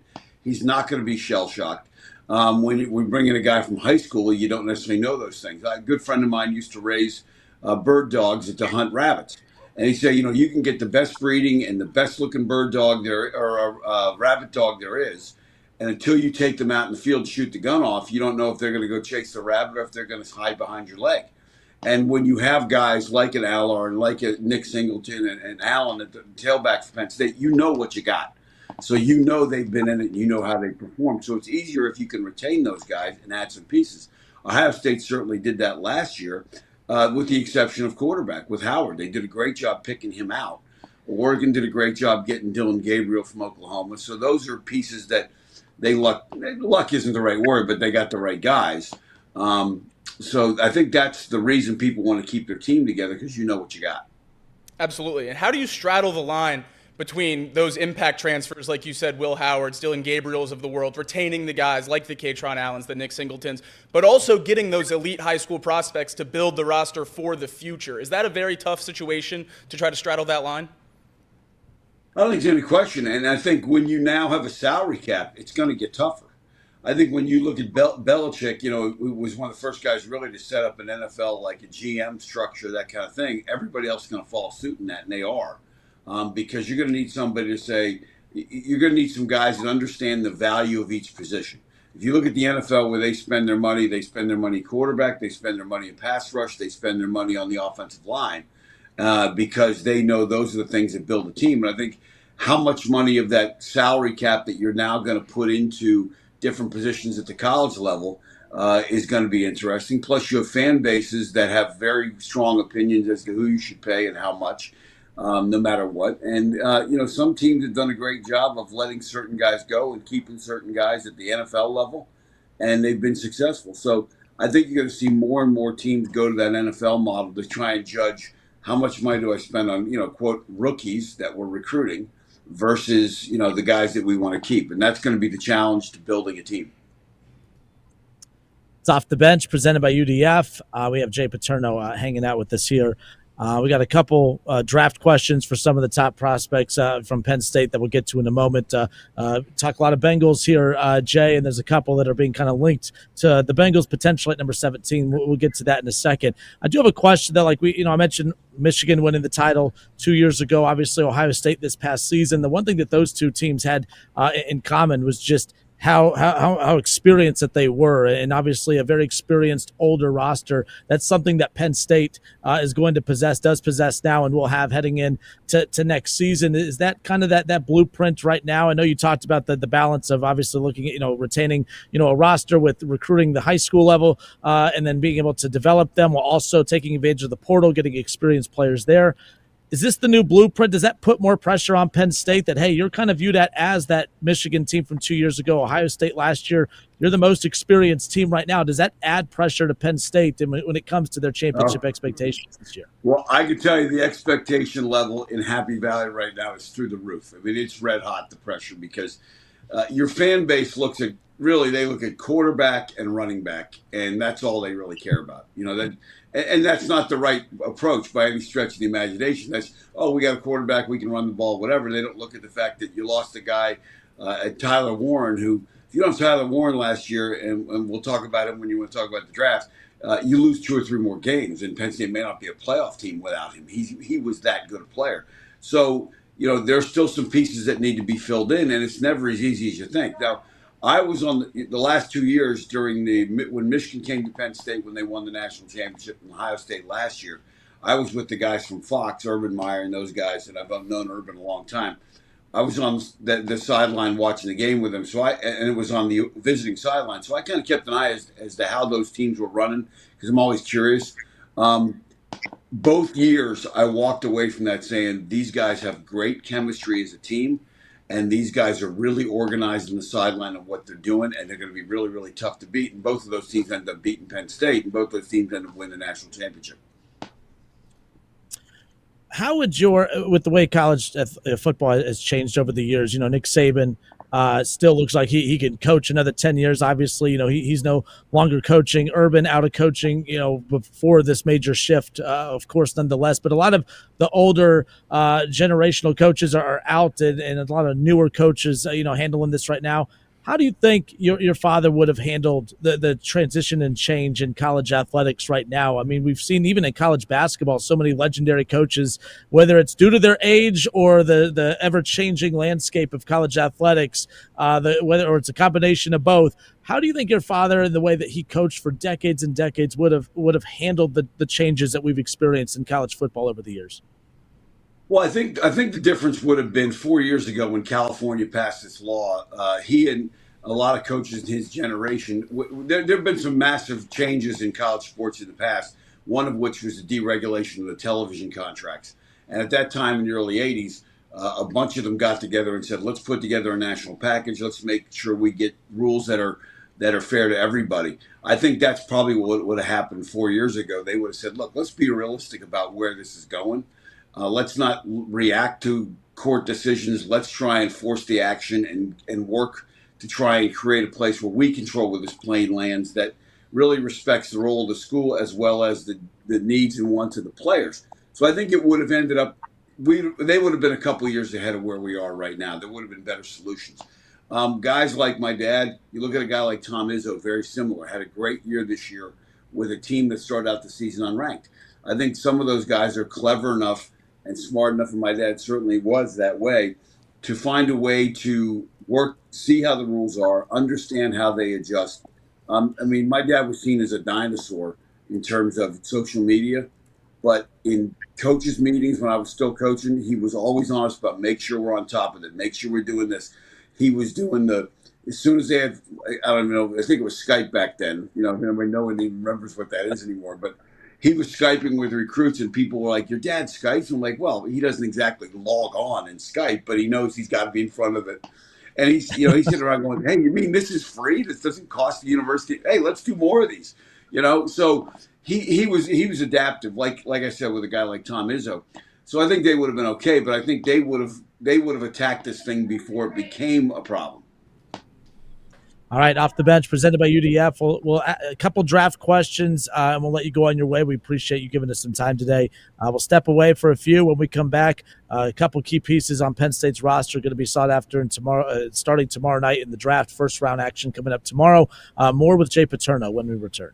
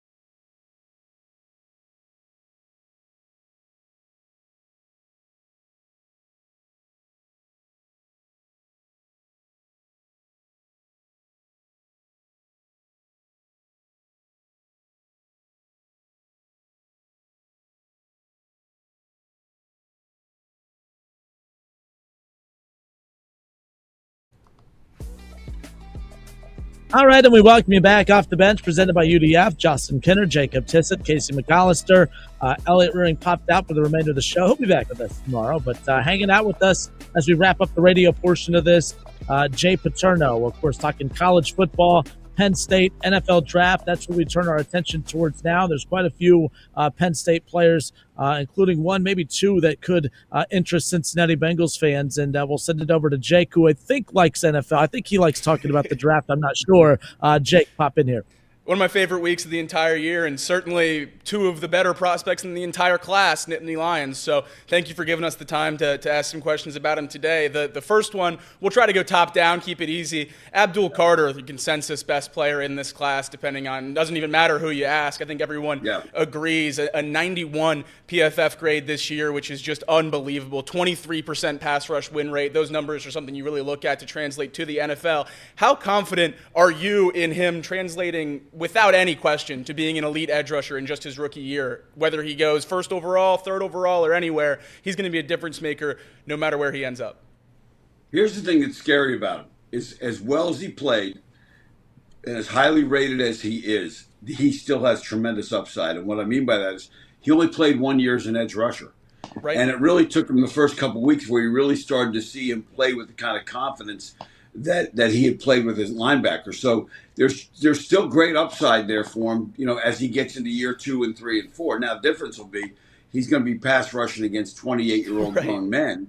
But I don't think there's any question he'll transition and do very, very well. The other thing about him that makes him really valuable is the fact that he did play stand-up linebacker for 2 years, which now, as he grows and gets older in the system, in the NFL, you can now take him and stand him up and do some things with him. You can put him as a stand-up linebacker and he can cover somebody, play the run, but also pass rush, to where now, because he's a stand-up linebacker, not just an end with his hand in the ground, now he can get on a running back. And, nobody wants a running back matched up one-on-one with him. So he gives you a lot of flexibility. So he, like I said, for the number 1 or number 2 or number 5 pick in the draft, wherever he ends up, to have the kind of upside that he still has is really incredible for whatever team that gets him. Most notably, with really that same timeline, Micah Parsons went from the stand-up linebacker to the edge at Penn State. Why has Penn State, and really so many teams across the country, had so much success moving those off-ball linebackers down to the edge the way defenses have really progressed in the last few years? Well, first of all, I think some of the agents that represent these guys now in college are looking at it and saying, where is the money in the NFL right now? And it's become a quarterback league. And because it's become a quarterback league, it's then become a pass rush league. When you look at the Eagles, they made Patrick Mahomes look very ordinary in the Super Bowl because of one thing, pass rush. So I think that's what you're seeing. So you're getting a lot of these guys that would be great linebackers that are now transitioning and playing that position. So there's been a premium placed on it. People are going out and recruiting that like crazy. They're developing it like crazy. They're putting a lot of attention into it. So I think that's been a focus of the game, is because of that. And certainly Penn State, not just in the last couple of years, but if you look at historically, and you look at when Larry Johnson was coaching at Penn State, the number of guys he had taken in the first round of draft, and what he's done at Ohio State, and certainly what Penn State's done since he left, they're really putting a lot of effort in. And when you look at a guy like Micah Parsons really only played as a freshman 8 or 9 games, maybe all of them, but didn't start all of them. And then his sophomore year was still a linebacker, and his third year sat out the COVID year in 2020. So when he got to the Cowboys, he had even more upside than Carter has right now, and you look at how that's paid off for him in the Cowboys. So it's really, if you're a pass rusher right now, and you are an elite pass rusher, you're gonna have generational wealth as long as you stay healthy. Absolutely, no doubt about that. Did get some positive news in terms of Abdul Carter about 2 weeks ago that the stress fracture in his foot was healing since the combine. Shouldn't be an issue for NFL teams, according to his agent, Drew Rosenhaus. How far do you think that would have caused him to drop? I know we're getting, projections here, but Abdul Carter should be a no doubt top 3 pick now that this injury is a non-issue, correct? Yeah, I would think stress fractures is no big deal. I mean, right. I'm a tremendous athlete, and if I had a stress fracture, I'd be back in no time at all. And let me just back up and strike that. But no, I don't think that was going to be a big deal for him. It's not like there was reconstructive surgery or anything like that Right. involved. And at the end of the day, at some point, maybe, you look at the tape and say, okay, maybe he didn't run at the draft, maybe he didn't do the combine, that kind of stuff. This guy's a heck of a football player on tape. Let's take him. Absolutely. Couldn't agree more. Shifting gears to someone that I also have as a top 5 player in this class, but I think is falling down some mock drafts just because of positional value and things along those lines. Tyler Warren, one of the best athletes we've ever seen coming out of college. His versatility at the tight end position is second to none. How much does that add to a team, especially Penn State's offense this season, when you have a guy that is your best receiver that also ends up being a 6th offensive lineman, can snap the ball, run down the field, and catch a 50-50 pass in the end zone? That versatility is something we just haven't seen before. How much does that add to whatever team drafts Tyler Warren? The thing about Tyler Warren is if you put him at fullback, and I don't know how old you guys are, but he might be like Mike Allstott. Oh, yeah. I'm sorry. He has that kind of running ability, that kind of hard-nosed temperament, and that ability to this is a guy that when you watch him in the run game, red blocking scheme, set up blockers, with his vision and getting north and south, and was a real bear to handle in the run game. Through passes, I think he had one punt he quick kicked. That didn't end up so well, so maybe that's not something you want to do. But you got a guy in the NFL with the limited number of roster spots, a guy that can do all those things for you. They're of tremendous value. And one of the things that people don't talk about him when they talk about his athleticism, but from here up, his football IQ, to be able to handle all the things he was asked to do, you have to be a really, really intelligent football player, and he is. And that's really one of the things that people are going to benefit. Wherever he goes, they're getting a guy that if he stays healthy, he's going to play a long, long time in this league because of his brain, because of his attention to detail, his preparation, and the way he carries himself on and off the field. It's going to be a great representative for whoever gets him. Hey, Jay, I am the lone Penn State fan in this whole office here. Grandfather. And you're wearing red today, I know, because it's Cincinnati Reds. Yeah, the Reds. I love my Reds. Got to represent them. But every single year, I have to deal with these guys in the office here, Ohio State fans. And it's just a troublesome. I just thought I would throw that out there. There's a couple of guys, though, in this draft class, Kevin Winston Jr., Kobe King, that I think can help the Cincinnati Bengals this season. Kevin Winston didn't play last year. So if you could maybe tell us a little bit more about him and what makes him such a special prospect, because he's been all over the board, really. I mean, anywhere from the late rounds to even as high as a fringe first rounder. Can you kind of explain what type of player Kevin Winston is? Well, I think given the way medicine is now, when guys get hurt, it used to be, some of these guys used to be like a death sentence. I mean, I played with a guy named Blair Thomas, who when he got to the NFL got hurt and never really recovered like he should have. Kajana Carter got hurt on like his 3rd or 4th carry for the Bengals and never really quite regained. So it's a different world in terms of what they can do medically. And in terms of Kevin Winston, when you look at him and you look at what Penn State has done in the last couple of years, turning out the kind of safeties that they have, he is right in that mold. He's hard-nosed. He's got the ability to cover and match up one-on-one. But again, when you're playing safety, I used to tell quarterbacks all the time when we coached them, if safeties could cover, they'd be cornered. But he has enough coverage skills that he can do some things and cover some people in the pass game. So I think he's a guy that if I'm sitting in a GM room, I'm looking at that tape, and if I got a chance to grab him, I'm going to grab him because he's been the kind of guy that is a leader on and off the field. He's done a lot of really good things defensively for Penn State. The other guy, Kobe King. Kobe King. Kobe King again is another one of those linebackers that does it all. I mean, he's physical. He makes plays in the open field. And again, look at the tape. He played really, really well in a lot of big games for Penn State. He made impact plays. And again, that's what you're looking for at the linebacker position. And it's kind of funny because the running back position has kind of not been as valued anymore. And now you look at the linebacker position as not being as valued as much as it used to be. Whereas guys like Kobe King would go much higher in the draft than maybe they're projected to go because everybody's so focused on the pass rush and the coverage part of it. Again, it goes back to the fact that it's a quarterback-driven league. Yeah. I got one last question about the draft, and I'll throw it over to these guys.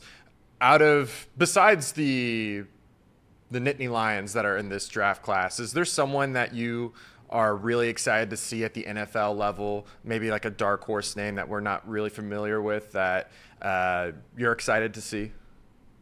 I'll give you a guy that is not a Penn State guy, but having seen Russell Wilson play live in Wisconsin when I was still coaching, and I was at the Oklahoma-Texas game in 2 years ago when Dylan Gabriel was at Oklahoma and led him down the field to win the game, and I was at the Ohio State-Oregon game so I saw him live take Oregon down the field and get the game-winning score, and then watching him against Penn State in the championship game. That's a guy who's going to go in the later rounds, probably. That's a guy who is going to surprise people. He's got the same kind of build as Russell Wilson, the same kind of mobility. Throws a very similar deep ball to Russell. It's got that kind of, like that drop at the end where you can drop it into tight spaces. Really unique guy. A lot of experience, older guy, a little bit like Bo Nix that went to the Broncos. He won't get drafted that high, but that's a guy that I am really curious to see what happens down the road because I'm higher on him than ever. And I'm not saying he should be a first round pick by any stretch of the imagination, but Russell Wilson went in the third round. People forget that and had a great pro career. So that's a guy who I think can get taken later on, and a couple of years from now we may all be surprised that he went that low. All right, good stuff. Jay Paterno, awesome enough to give us some time. We talked Penn State. We talked college football. We talked the draft. We talked about it all. Send us out with this again. You're the author of a new book called Blitzed, The All-Out Pressure of College Football's New Era. Give us a little information on that and where people can find your new book. Well, if you really want to know what's going on in college football right now, I've written it as a nonfiction fiction. So if I had written this as nonfiction, I have to worry about lawyers because if I say this happened at that school. So I said, you know what, let's write it as fiction. It's set at Ohio State, where the head coach at Ohio State is facing tremendous pressure to be successful and deal with all the things that are going on. So it's really going to take you inside what's really going on in college football right now, and without having to hold anything back because of potential. People coming in saying certain things, or lawyers or whatever, or somebody blowing my car up, because the stories are real. The names have been changed to protect the innocent, the not so innocent, and the guilty. So it's really going to pull back the curtain on what's going on in college football. It's at Amazon. You get it in bookstores, and you get it at my website, jvpaterno.com. So I mean, it's a real. If you want to see what's going on in college football, or you got friends that want to know what's really going on. It covers literally every issue that's going on right now. All right, Jay, thank you so much, sir. We beyond appreciate your time. We hope to have you on again soon. Thank you. Thanks for having me on, guys. Appreciate it. Thanks, Jay. All right, good stuff. Off the bench, presented by UDF. Appreciate his time as far as that goes. And again, I know college football. Not everyone's as geeky about college football as Jake and I are, but we appreciate him coming on a bit. But hey, I remember that debate that I think me and Case were on the same side, where we said, hey, I think there's a lot of pressure on James Franklin. You guys were adamant that there's no pressure on James Franklin. So we'll see what happens. But they definitely have that roster makeup of Michigan and Ohio State the last 2 years. Veteran group, experienced group, and that seems to be what's moving the needle the last 2 years. We'll see if the Big Ten can get 3 straight national championships. And I hope the Big Ten does. With all due respect to our most recent guest, I am not pulling for Penn State by any means. I appreciate that he came on, but, it's a good thing he's never seen the clips of us when we were going in on Penn State during the playoffs. So, let's just be clear. I was hoping at the end he was going to say the favorite dark horse prospect was Will Howard. I mean, he's got to see him win in such a raucous environment. Figured that would be something you love going into the NFL, but maybe not. I heard him take a shot. He said, lucky. Well, maybe lucky is not the word to use. I'm like, no, I want you to say it. Say it. Say it. There you go. Yeah. That was great, though. All right, well, good stuff. That wraps it up for us on the radio side. We appreciate everyone tuning in and listening here. We'll have more with the draft tomorrow. We were supposed to have Jay and Jason today. We'll have Jason on tomorrow. Jason Fitz from Yahoo Sports with more draft coverage tomorrow. But we'll be right back, at least on the stream side, on the YouTube side. But that wraps it up for us on radio. Until tomorrow, Off the Bench, presented by UDF.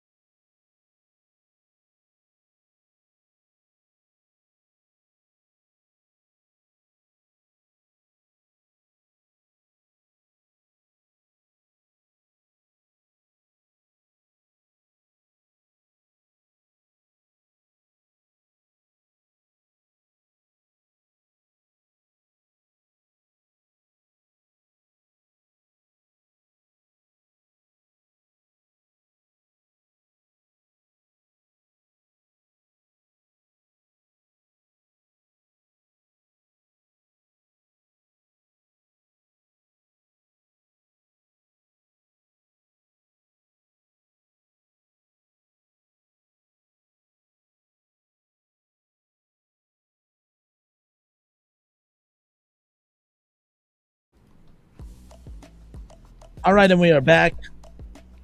Done on the radio side. Steve Allen, by the way, he tweeted out to us guys. He said, didn't know what to expect, but a great segment with Jay Paterno. I've never been impressed with the Penn State head coach, but love the exchange with Paterno. Great stuff. So there you go. But Steve, thank you. Steve tweets us regularly. He listens every day. Everyone in the chat listens every day. But shout out to Steve. Appreciate him. And thanks for listening. So there's that.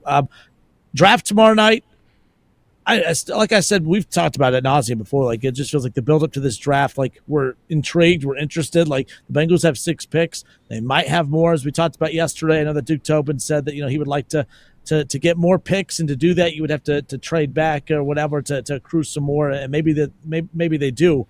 But the wild thing is as loud as this offseason started for the Bengals, like, I feel like in a week, we shouldn't hear anything about the Bengals the rest of the summer, right? Like, I know as content hosts, that's kind of a bummer. But, like, shouldn't this be a very quiet rest of the offseason? I think we're going to have, like, a week of reacting to who the Bengals get.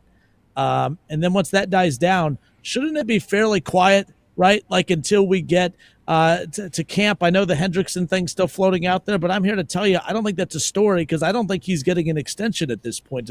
I just feel like no one's budging on that, and I feel like unless he's traded ahead of the draft tomorrow, I think he's a Bengal come training camp. It's just a matter of how he wants to navigate through, his negotiation and whether he's going to be a distraction or not. But shouldn't this be a fairly quiet next couple of months following this draft coverage when it comes to the Bengals? Yeah, I think all the Bengals news are going to be people that don't know anything putting out updates about Trey Hendrickson that we're going to have to choose to weed through what's true and what's not. I think that's going to be the rest of the offseason after we get this, 10 to 14 days to overreact about the draft when we also don't know anything and we're just projecting stuff. This is probably the worst 2 or 3 months of the NFL season following this weekend, because Scott Van Pelt says it all the time, not to steal his take, but the worst thing we do in sports media is grade drafts. A-, B+. We're going to do it on this show, I guarantee it. It is still the worst thing that happens because no one knows. Even the people in the Bengals facility, they don't know if these guys are going to be good. They wouldn't have drafted them if they didn't think they were going to be good. So they give themselves an A+. It's all just a roll of the dice. And, we're stuck breaking down, draft picks now and hoping for a Trey Hendrickson update, grasping at every straw possible for a Trey Hendrickson update. That's going to be our lives for the next 3 months, and it's going to be hell. But stay vigilant, Bengals fans, because there is going to be fake news galore about Trey Hendrickson. Trades bubbling up, especially post-draft. I think there's going to be a lot of trades bubbling up post-draft, and it's going to be important to kind of weed through what offers are real, what offers aren't, and everything along those lines. That would be that's going to be tough to figure everything out there. But other than Trey Hendrickson, which I think he plays pretty close to his current number and plays this season as his last season with the Cincinnati Bengals. That's my guess. It's been my guess for about a month and a half now. I don't think anything is going to change there. So every update along those lines I think is going to be a nothing burger. Casey, last year, once Trey Hendrickson said he wasn't going to hold out, he would report to camp, and T. Higgins obviously signed his tender, I think in early June, which was well earlier than everyone had anticipated. Those were the two big storylines that basically kind of dissipated, and everyone was like, well, great, Joe Burrow is healthy. T is not going to sit out. Trey Hendrickson's going to report to camp. Everything's fine. Everyone thought it was just going to be a quiet ease into camp, and then the loudest storyline that bled throughout the season was, of course, Jamar Chase. No one anticipated that being the case. Trey Hendrickson will loom, but I feel like this is going to be a very quiet offseason. Do you anticipate any kind of out-of-nowhere bombshell type of potential distraction like what happened last camp?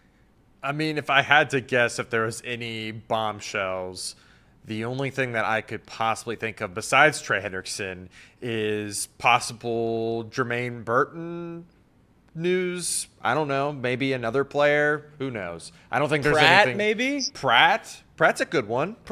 Something has to happen, right? Yeah, I mean, I would imagine. Whether it's an announcement that he's going to be a Bengal or that he's not. Something has to happen. Yeah, which is almost like a nothing burger at this point. Right. Yeah, it's going to be a pretty boring offseason. I mean, last season you had the T, you had Jamar. Yeah, there's a lot there happening.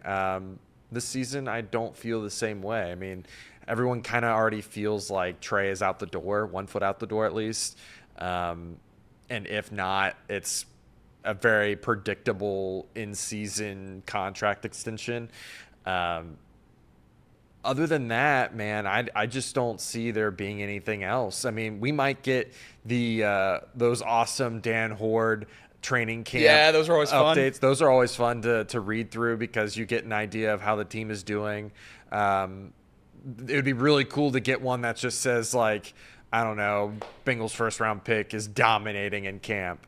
I don't feel like we've had one of those in a long, long time. So, not much to. Real quick, you guys, so with that, last year, obviously the defense, we know how bad it was. The question I have is, like, if you go back and look, were there any red flags coming from any of the reporting about the Bengals, though? Like, to be fair, like, was anyone truly coming out and saying, man, I'm questioning this defense. I mean, I'm worried about Joe Burrow's, wrist right away, whether it's going to be a factor outside of our combo with Jay. Like, all the problems that we saw in week 1 and for the remainder of the season, none of those were highlighted from any media throughout camp, which is why I always get frustrated. It's like, do you believe that there's anything wrong with you? Don't know until they get out there on the field, obviously, but do you guys recall Trey any Wingo negative? Trey Wingo knew. No one else knew. No one else in the world knew. Trey Wingo knew. I did forget about that. Was right here on the show. Right here. Yeah, that was unbelievable. And to go off of what you're saying, though, Kidder, I actually feel like it was the opposite. I feel like the offense was the one that always reported that there were some issues, whether that was like a sloppy what are those in practice team practices against like the Bears? Do you guys remember that, where it was like reported that Joe Burrow threw like 3 interceptions in one of those practices, and oh man, that was some scary times, because I think that was also another part of offseason too, was there was this looming question of how's Joe Burrow wrist? How's he going to look when he comes out and starts playing games? And there's not a lot of that this season. There's not a lot of questions. There's 1, maybe 2. And there should be none on Monday. I sure hope so. There should be none on Monday. That's the thing about this. We talk about, 6 picks and not enough assets and all this different stuff, right? And it's all real. It's all very, very real for the Bengals. They've put themselves in a corner that's not a good place to be. They have to draft for need. Every negative we've talked about this draft class and the Bengals process this offseason, that's all very real, and it still exists. They're also in a corner where they have to draft for need at probably the draft's 3 deepest positions. Like, there's a very real chance they can leave this draft with 6 picks, reaching at some spots, not, going best player available like we all want them to, doing what they have to do based on how they handled this offseason, and still leave this draft with 2 no-doubt starters at guard, a good, offensive weapon, whether that's a tight end or a wide receiver. You get a DB and a D lineman. Like, they can absolutely still capitalize on this draft to a point where we're sitting here on Monday talking about this roster is head and shoulders better than last year. And it might just be because of these 6 picks. And I think that's absolutely possible, especially in this class with the players available here and the players that should be available later. It's setting up perfectly for the Bengals if they break out of some of their norms. We talked about Tate Ratledge a lot on this show, a player that Casey and I both really, really like in terms of on the field. Well, he's going to be 25 by the first round of the playoffs. That's not necessarily something the Bengals usually make a pick on. But we're not the old Bengals anymore. We have Joe Burrow playing quarterback. We're trying to win a Super Bowl this year. Who cares if he's going to be 30 by the time his rookie contract's up? You don't extend guards anyway. So if he's going to be good through his first 4 years, take him where no one else will. I'd be fine with him at 49 in the second round if he's going to be a no-doubt starter in week 1 at guard for this team. So I think the Bengals, as long as they're willing to, gamble on production and guys that can help this team immediately rather than gamble on traits, which is why that's the quote that's just keeping me up at night from Duke Tobin, then I think they're going to be just fine. Something else, too, like I know after the draft, I was like, man, that really should, after, we go through the cycle of reacting to it, putting the grades on them like you talked about, Jacob.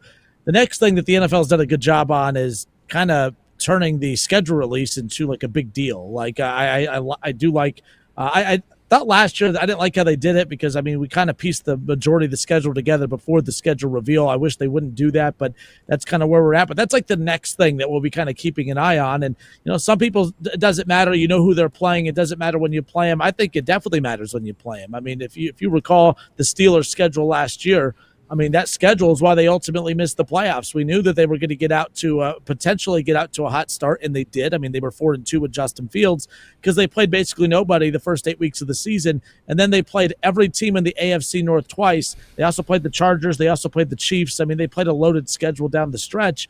We knew it was going to be tough, and it ended up costing the Steelers when it was all said and done. We look at the Bengals right now. We don't know the order of which they play, but you look at the teams that they have to go on the road to play. You know, Cincinnati has to go play at Buffalo next season. They have to go play at Miami. So you got to go play Josh Allen on the road. You got to play Tua, depending on when they play the Dolphins, though. If it's the first 6 weeks, that's the other one. You got to play at Denver. I think that's going to be a tough place to play. You got to play at Green Bay, depending who the quarterback is from Minnesota. That's a tough one there. You got to play at Minnesota. I think that the Bengals' road schedule is kind of brutal next year. At Buffalo, at Denver, at Miami. That might be the easier non-conference road game, if you will. But to play those teams and to play at Green Bay, I think those are very tough opponents and very tough places to play those opponents when it's all said and done. For sure, yeah, no question about it. The Bengals didn't get any favors with the with the schedule of the next year. I do think, as you said there, it's going to be very, very important where you play those teams in terms of in the season schedule for how those rosters sets up. Bengals got an easier start last year and a really, tough back end. And obviously for this team that struggles out of the gates, it's not exactly how you want it. I think I'd rather take, the teams that we could lose to playing our best and playing our worst in week 1, 2, and 3, just because I don't know if the Bengals will be playing their best, and give us the Patriots in week 15 when we're rolling. And that's, probably the recipe for success for the Zach Taylor-led Cincinnati Bengals, whether we want it to be or not. So I'm going to be very, very interested in the order of this timeline. You certainly mentioned there with Tua, if you're playing him after week 8 or week 9, you probably should scout Skylar Thompson. So, we'll see what happens there. Playing in Buffalo, Bengals have had success there before, but, regardless of that, success in the snow in the playoffs, I still would obviously like to play them without snow on the ground for a team that throws the ball as much as the Bengals do. So, yeah, I think a lot of those places are going to be really, really awesome. The Bengals haven't played at Lambeau Field in as long as I can remember. I mean, that's not a matchup I can put my thumb on as remembering a Bengals appearance in Lambeau. So it would be every 8 years because every 4 you play the division and it would rotate home and away. So it's certainly been a while, and I'm very excited for that one too. I think it's going to be, a really fun Bengals season. I don't envision it any different than I was going into last season. And maybe that's just me. Maybe that's optimism that, I don't have for the other teams here in Cincinnati that I give the Bengals and I shouldn't. But I feel very similar to the way I felt going into week 1 of last year or going into the draft of last year in terms of if the Bengals get this right, they'll just be right back in contention. And if they don't, Joe Burrow's playing quarterback, and if he plays hero ball 3 or 4 weeks, they'll still be in contention. So I'm never going to be out on the Bengals until they actually have, that little eliminated E next to their name. So they play, obviously, as we mentioned, they got to play at Green Bay, at Minnesota, at Denver, at Buffalo, at Miami, and then obviously your conference or your division opponents. But as far as who they have at home, obviously the Bengals, pretty solid at home. I know last year a couple tough home losses, at that. But you got New England at home, you got the Jets at home, Jacksonville at home. I think you also got the Cardinals and the Lions and the Bears. Like the Lions, that's a heck of an opponent there. The Cardinals and Bears are like not coin flips, but those are intriguing matchups because when you look at Caleb Williams, how big of a step is he going to take from one year to the next? Obviously Kyler Murray. I circle Kyler Murray. He's not a top 5 quarterback by any means, but a very respectable quarterback. And when he's playing at a high level, it's a tough quarterback to go up against. And then obviously Jacksonville with Trevor Lawrence, the Jets, who's their quarterback. I mean, Justin Fields technically, but what's their outlook going to be with never the new lost coach? a game in the state of Ohio. And then the Patriots. Oh, yeah. I mean, so there's that. Never. You got that against you. So, the home schedule, the matchups at home, obviously you have a home field advantage, but the home opponents are a lot less daunting than the opponents you have to play on the road, unfortunately. Yeah, and I certainly don't love that. I would like to have some of those tough games at home, but I feel like this, in case you could tell me if I'm wrong here, I feel like this is how it usually shakes out for the Bengals. And when we talked about it last year, they got flexed out of their lone divisional primetime game at home to a midday Sunday. They played 3 primetime games on the road in the division. I feel like that's been the story of the last few years. I mean, obviously Joe Burrow's wrist gets hurt in Baltimore on primetime. I think that's probably why that sticks out a little bit more in my mind. But I just feel like the Bengals have really never gotten the benefit of the doubt scheduling wise. And if we really want to talk about the people making these decisions, we had a whole coin debacle a few years ago about playoff scheduling. So maybe they don't like the Bengals at all. I don't know. But yeah, certainly no favors here. I know the scheduling is done based on a formula, and you have teams that you play certain places based on when you played them before, but certainly a tough shake for the Bengals this year. Yeah, I mean, for me personally, schedule doesn't really matter until you get to see exactly where the games are placed out, because you can kind of say like, oh, this is going to be a tough stretch or an easy stretch. They're going to play tough teams. It's just because they play like the NFC North and the AFC. And also how many of these teams that we're listing as not in that tough group, we play them, week 9, 10, 11, are tough teams. I mean, I'm sure when we looked at the Bengals' prospective opponents in April last year, we didn't have the Broncos as a playoff team. Right. And now we're playing them, going down to overtime, fighting for a wild card spot in week 15. You really just don't know with the roster. Say Josh Allen, we play the Bills in week 12. Say Josh Allen gets hurt this year, and you're going up against, whatever version of Tyrod Taylor you have this year. Like we just said, you have no idea about, what these teams are going to look like late in the season. I'm sure everyone looked at their schedules in April last year and circled the Bengals as a 10-12 win, no doubt, playoff team. And that certainly wasn't the case, as we got down late in the year. So it is really, really tough to predict NFL-wise. One of the things that I will point out is last year they were 3-5 at home. I would be just absolutely floored if they went 3-5 this year. 6-3 away. So take that with what you want to do with it. They were 3-3 in the division. Probably expecting the same thing next season, something similar. So I don't know. I mean, I think that the schedule for the Bengals, I haven't seen it, what it'll look like completely yet, but the opponents, I don't think it really matters at the end of the day, because I think it matters when you play these teams, not who you're playing. The one opponent of note on that list, obviously, again, don't know when we're playing them, but at least draft-wise, try to bring it a little bit full circle. Jaguars come up to Cincinnati to play the Bengals this next season, and there has been some shocking line movement over the last 24, 48 hours about who's going to be taken with pick number 5. Ashton Jeanty is pretty heavily favored at this point to go at pick number 5. Up until early yesterday morning, it was Mason Graham all the way through. Ted McMillan, the wide receiver from Arizona, has made a little bit of a climb. There has been some reports that it is a smokescreen by the Jaguars to try to convince someone to trade up to pick 5 to take Jeanty, maybe, the Bears at pick 10, someone along those lines, so the Jaguars can get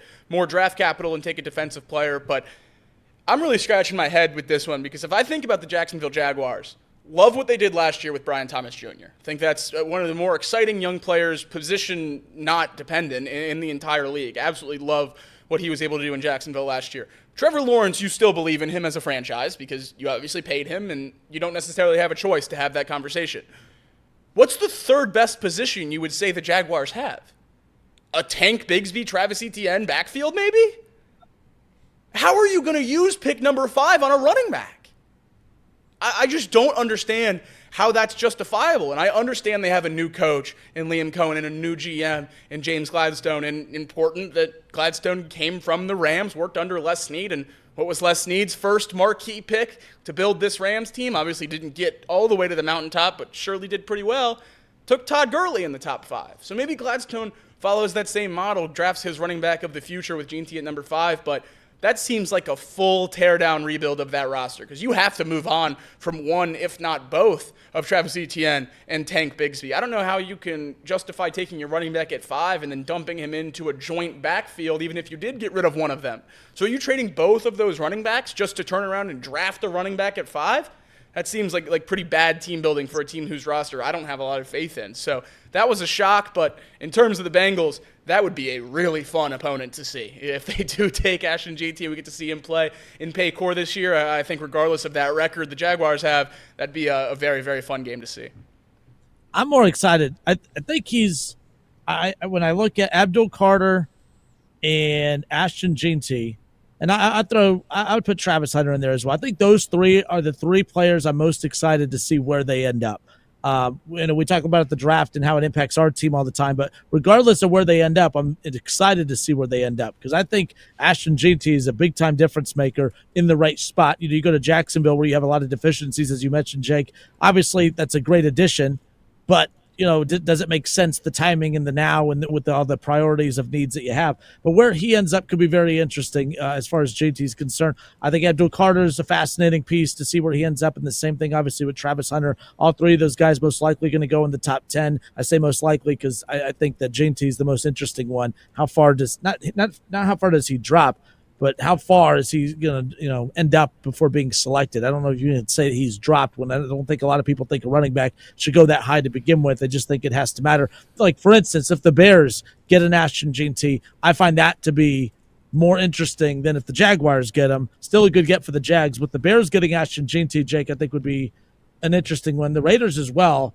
We'll see what happens. Raiders, the betting favorite up until yesterday, so certainly in the mix there as well. Shedeur Sanders, we talked about it a little bit yesterday, but he kind of doubled down on Max Crosby's podcast. They asked him to rank his favorite quarterbacks. Kenner, I don't know if you saw this, but they asked Shedeur Sanders to rank his favorite quarterbacks in the NFL, or the best quarterbacks in the NFL. He said, whoever's throwing to Malik Neighbors this year, Derek Carr and Chris Olave, and whoever's throwing to George Pickens and DK Metcalf are the top three quarterbacks in the league. What's unique about all those? Subtly, very subtle. Yeah. No, I really like that. And then obviously Cam Ward, on Fortnite streams over the last 3 weeks, talking about Calvin Ridley's the best receiver in the league, everything along those lines. So a no doubt Titan there. Shedeur falling out of the top 20. It might not be a storyline now because we've been talking about it for about 3 weeks, that tumble. But, this is a guy right after the season end was a coin flip for number one with Cam Ward. Man, doing a good job of burying that story, I think. Oh, how the mighty have fallen. But I could see my team doing something stupid and trading back up to take him pretty high. We'll see. But, hey, the Reds coming up here in 1:10 will be the first pitch. The lineup is out. Obviously, Brady Singer on the mound. TJ Friedl in center field will lead off. At second will be Matt McClain. At short, batting third is De La Cruz. In the cleanup spot in left field is Gavin Lux. Batting fifth, and at third is Marte. And the designated hitter is Candelario. He's batting seventh and then sixth. Fraley's in right field, batting seventh, batting eighth. At first base, Spencer Steer, and then Austin Wynns is catching behind the plate tonight, batting ninth. What's that DH next to Candelario's name stand for? Designated fill-in, designated guy with the pulse. 120. He's our designated hitter hitting 120. Oofa. Oofa. We'll see. Do the Reds get swept today as we wrap this up? Yeah. Oh, yeah. Yeah. Ooh. Reds fan Casey, what do you think? Do the Reds get swept today? But then they're going to sweep the Rockies, so we'll be fine. We'll be on pace still, right? I hope they don't get swept. It's really hard to go 10-7 in a 17-game stretch if you lose the first 3 games. Yeah. I'm just going to say that they're going to win. I think that the Marlins are happy with winning the series, and they're just going to completely forego the take their foot off the gas. Yeah. Important to note, we are facing Sandy Alcantara. Obviously hasn't been quite as good over the last few years, but the Cy Young 2 years ago. There you go. All right, guys, good stuff. Elliot's back tomorrow. More draft talk, Bengals talk, all that fun stuff, and hopefully we're not talking about the Reds getting swept, so we'll see what happens. But thanks for tuning in, everyone. That wraps it up for us. Shout out to Jay Paterno for giving us some time today. Appreciate him. But until tomorrow, this has been Off the Bench presented by UDF.